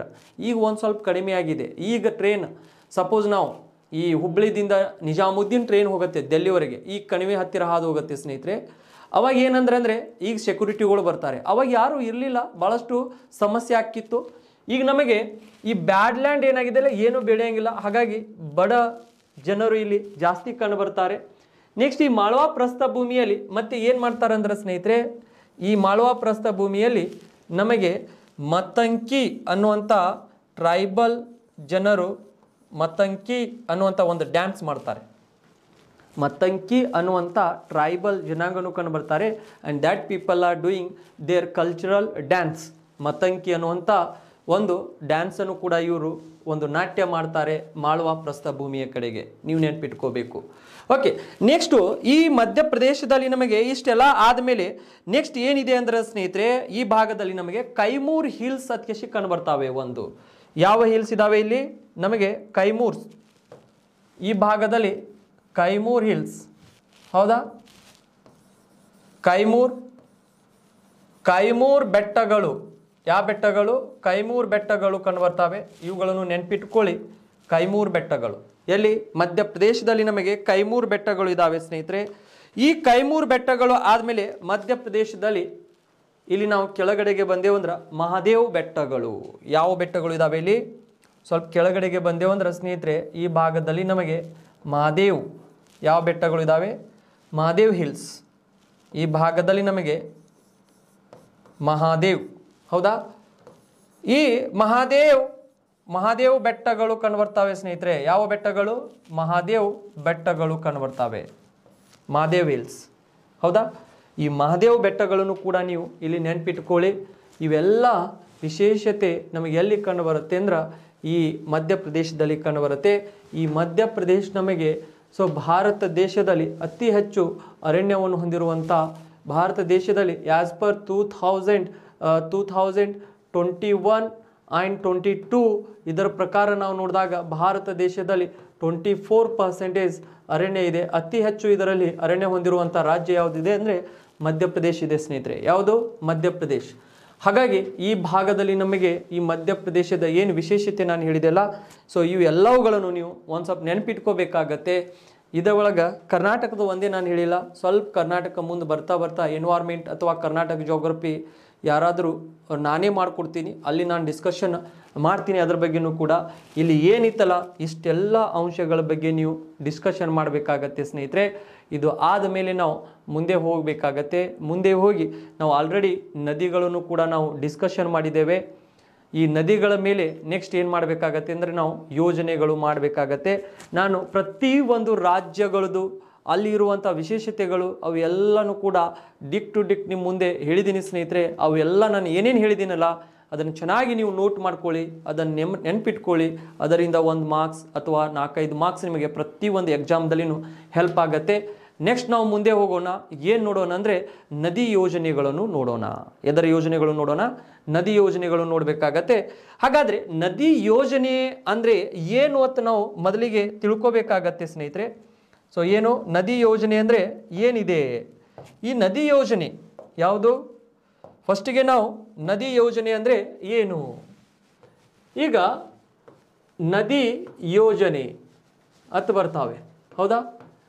ಈ ನದಿ ಯೋಜನೆ ಅಂತ ನಾವು ನೋಡಿದಾಗ ಏನು ವಿಶೇಷತೆ ಇದೆ ನದಿ ಯೋಜನೆಯಲ್ಲಿ? ದ ರಿವರ್ ಪ್ರಾಜೆಕ್ಟ್ಸ್ ಅಂತ ಎಷ್ಟು ಕರಿತೇವೆ ಸ್ನೇಹಿತರೆ.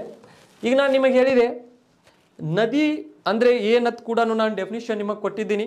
ನದಿ ಅಂದರೆ ಎತ್ತರ ಪ್ರದೇಶದಲ್ಲಿ ಹುಟ್ಟಿ ಇಳಿಜಾರವನ್ನು ಅನುಸರಿಸಿಕೊಂಡು ಹರಿಯುವ ಸಿಹಿ ನೀರಿನ ದಾರೆಗೆ ನದಿ ಎಂದು ಕರೆಯುವರು ಸ್ನೇಹಿತರೆ. ಹೌದಾ?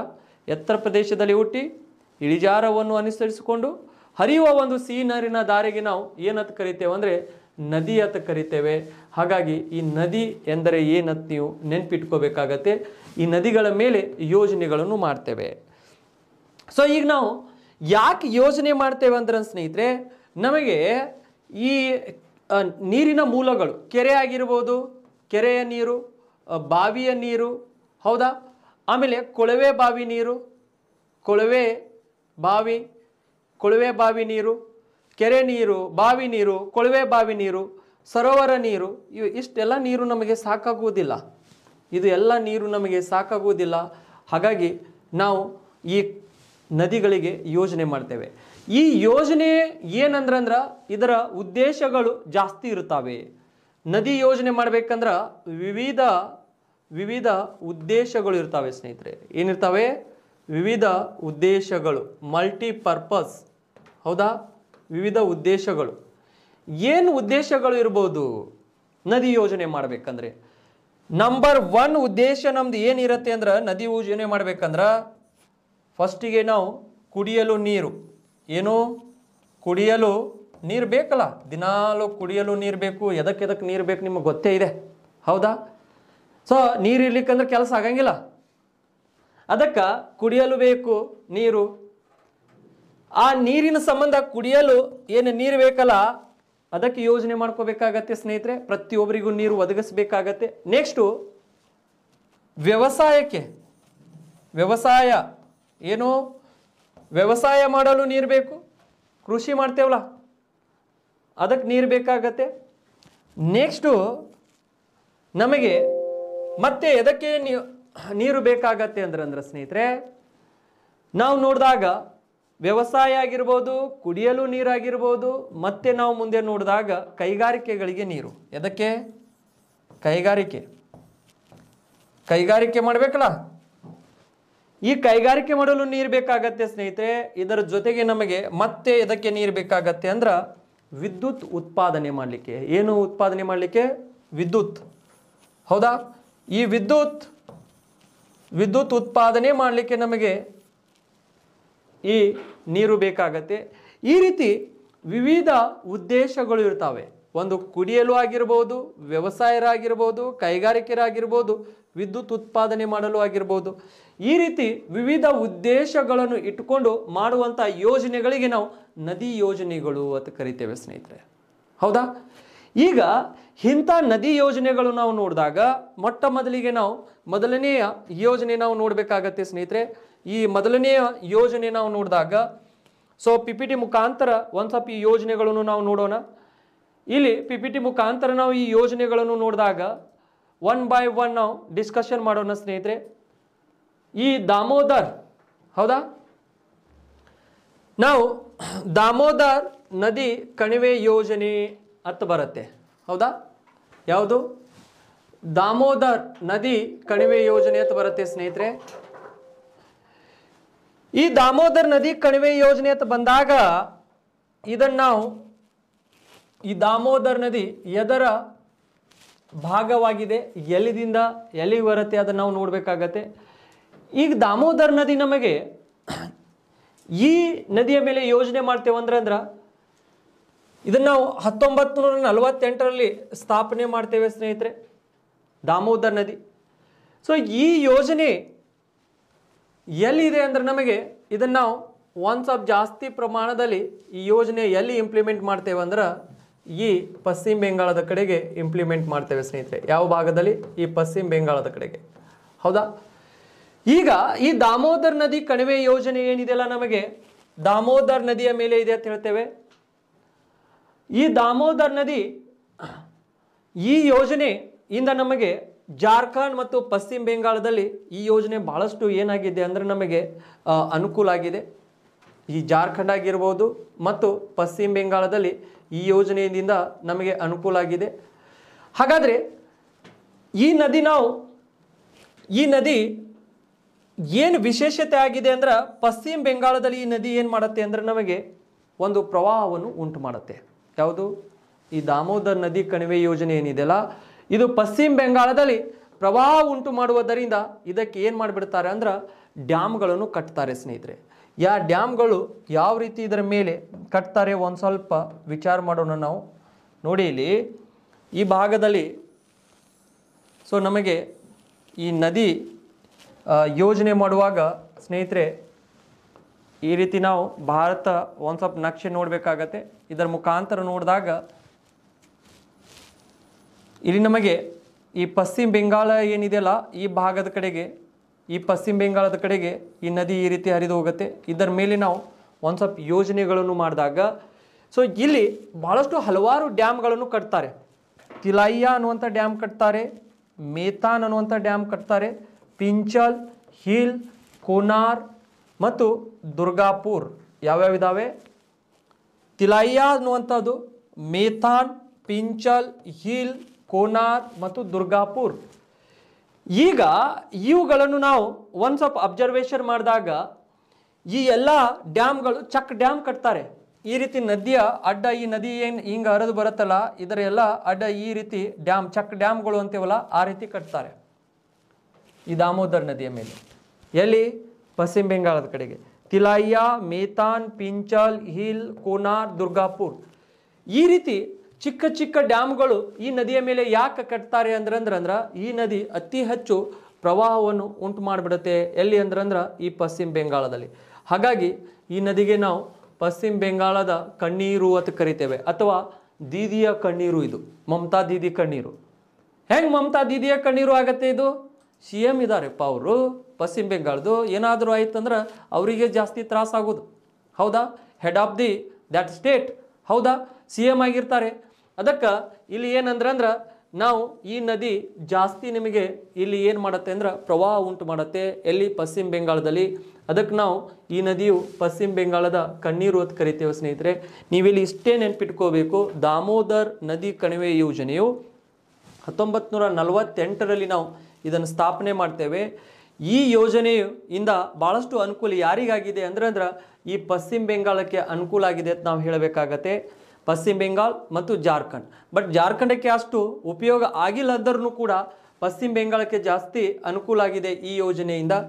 ಈ ಯೋಜನೆ ಯಾಕೆ ಇದನ್ನು ಮಾಡಿದ್ದಾರೆ ಅಂದ್ರೆ ಈ ನದಿ ಪಶ್ಚಿಮ ಬೆಂಗಾಳದಲ್ಲಿ ಜಾಸ್ತಿ ಪ್ರವಾಹ ಉಂಟು ಮಾಡುತ್ತೆ. ಹಾಗಾಗಿ ಅದಕ್ಕೆ ಅಲ್ಲಲ್ಲಿ ಚೆಕ್ ಡ್ಯಾಮ್ ಮಾಡ್ತಾರೆ. ತಿಲಾಯಿಯಾ, ಮೇಥಾನ್, ಪಿಂಚಲ್, ಹೀಲ್, ಅದು ಆದಮೇಲೆ ಹೀಲ್ ಆದಮೇಲೆ ಕೋನಾರ್, ದುರ್ಗಾಪುರ್ ಅನ್ನುವಂಥ ಈ ಚೆಕ್ ಡ್ಯಾಮ್ಗಳನ್ನು ಮಾಡ್ಕೋತಾರೆ ಸ್ನೇಹಿತರೆ. ಹಾಗಾಗಿ ಈ ದಾಮೋದರ್ ನದಿ ಕಣಿವೆ ಯೋಜನೆ ನಿಮಗೆ ಗೊತ್ತಿರಬೇಕು. ಇದರ ಉದ್ದೇಶ ಏನಿದ್ರೆ ಅಂದರೆ ಇದರ ಪ್ರಮುಖ ಉದ್ದೇಶ ಪ್ರವಾಹಗಳನ್ನು ನಿಯಂತ್ರಣ ಮಾಡೋದು. ಏನು ನಿಯಂತ್ರಣ ಮಾಡೋದು? ಪ್ರವಾಹ ನಿಯಂತ್ರಣ ಮಾಡುವುದೇ ಈ ನದಿಯ ಉದ್ದೇಶವಾಗಿದೆ. ಯಾವುದಂದರೆ ದಾಮೋದರ್ ನದಿ ಕಣಿವೆ ಯೋಜನೆ ಇದು. ಓಕೆ, ಇದು ನಮಗೆ ಸಂಯುಕ್ತ ಯೋಜನೆಯಾಗಿದೆ. ಇದು ಜಾರ್ಖಂಡ್ ಮತ್ತು ಪಶ್ಚಿಮ ಬೆಂಗಾಳದ ನಡುವೆ ಈ ಯೋಜನೆ ಒಂದು ಸ್ವಲ್ಪ ಒಪ್ಪಂದ ಮಾಡ್ಕೋತಾರೆ ಸ್ನೇಹಿತರೆ. ಅದಕ್ಕೆ ನಾವು ಈ ಕ್ವಶನ್ಸನ್ನು ಎಲ್ಲಿ ಕೇಳಿದರೆ ಅಂದರೆ RSI ಎಕ್ಸಾಮ್ದಲ್ಲಿ ಈ ಕ್ವಶನ್ಸ್ ಕೇಳ್ತಾರೆ 2021ರಲ್ಲಿ RSI ಎಕ್ಸಾಮ್ದಲ್ಲಿ. ಅದಕ್ಕೆ ನೀವು ಇದನ್ನು ಒಂದು ಸ್ವಲ್ಪ ನೆನಪಿಟ್ಕೋಬೇಕಾಗಿದೆ.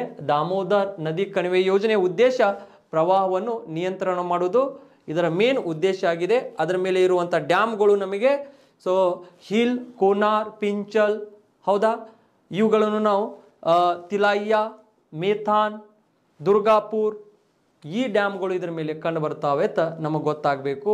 ಇದನ್ನು ಒಂದು ಸ್ವಲ್ಪ ನೆನ್ಪಿಟ್ಕೊಳ್ಳಿ ಸ್ನೇಹಿತರೆ. ಓಕೆ, ನೆಕ್ಸ್ಟು ಇದು ಆಯ್ತಂದ್ರೆ ನಾವು ಮುಂದೆ ಹೋಗಬೇಕಾಗತ್ತೆ. ಮುಂದೆ ಹೋದಾಗ ಹಿರಾಕುಡ್ ಯೋಜನೆ. ಯಾವ ಯೋಜನೆ? ಹಿರಾಕುಡ್. ಯಾಕಂದರೆ ಈ ಹಿರಾಕುಡ್ ಯೋಜನೆ ನಾನು ಆಲ್ರೆಡಿ ನಿಮ್ಮ ಜೊತೆಗೆ ಡಿಸ್ಕಷನ್ ಮಾಡಿದ್ದೀನಿ ಸ್ನೇಹಿತರೆ. ಈ ಯೋಜನೆ ಭಾಳಷ್ಟು ಇಂಪಾರ್ಟೆಂಟ್ ಆಗುತ್ತೆ ನಮಗೆ.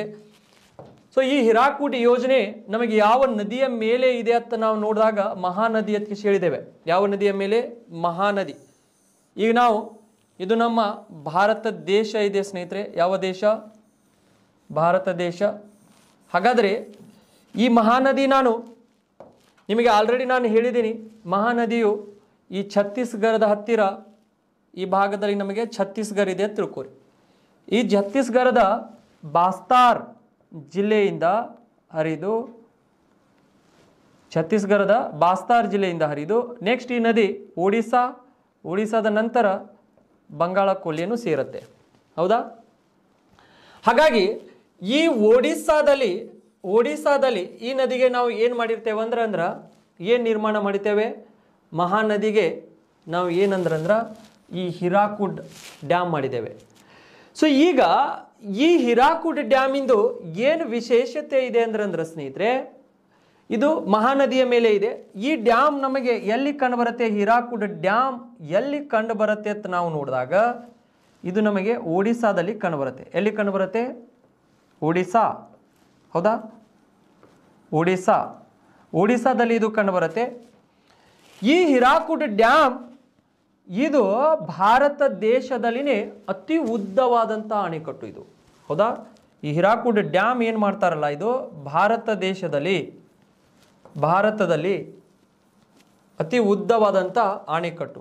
27 ಕಿಲೋಮೀಟರ್ ಉದ್ದ ಕಂಡು ಬರುತ್ತೆ ಸ್ನೇಹಿತರೆ. ನಿಮ್ಮ ಕ್ವಶನ್ಸ್ ಕೇಳ್ತಾರೆ, which is the longest dam in India ಅಂತ ಕೇಳಿದಾಗ ನಾವು ಹಿರಾಕುಡ್ ಡ್ಯಾಮ್ ಅಂತ ಹೇಳಬೇಕಾಗತ್ತೆ. ಈ ಹಿರಾಕುಡ್ ಡ್ಯಾಮ್ ಮೇಲೆ ಅಲ್ಲಿ ನೀರು ಸ್ಟಾಪ್ ಮಾಡಿ, ಹಿರಾಕುಡ್ ಡ್ಯಾಮದ ಹತ್ತಿರ 27 ಕಿಲೋಮೀಟರ್ ಉದ್ದ ಇದೆ. ನೀರು ಸ್ಟಾಪ್ ಮಾಡಿ ಏನು ಮಾಡ್ತಾರೆ ಅಂದ್ರೆ ವಿವಿಧ ಉದ್ದೇಶಕ್ಕೆ ಬಳಕೆ ಮಾಡ್ತಾರೆ ಸ್ನೇಹಿತರೆ. ಇದು ಈ ಯೋಜನೆಯ ಮೇನ್ ಪ್ರಮುಖ ಉದ್ದೇಶ ಏನಾಗಿದೆ ಅಂದ್ರೆ ಇದನ್ನು ಕೂಡ ಈ ಮಹಾನದಿ ಏನಿದೆಯಲ್ಲ, ಈ ಮಹಾನದಿನೂ ಕೂಡ ಒಡಿಸ್ಸಾದ ಕಣ್ಣೀರು ಆಗಿದೆ ಸ್ನೇಹಿತರೆ. ಯಾರ ಕಣ್ಣೀರು ಆಗಿದೆ ಇದು?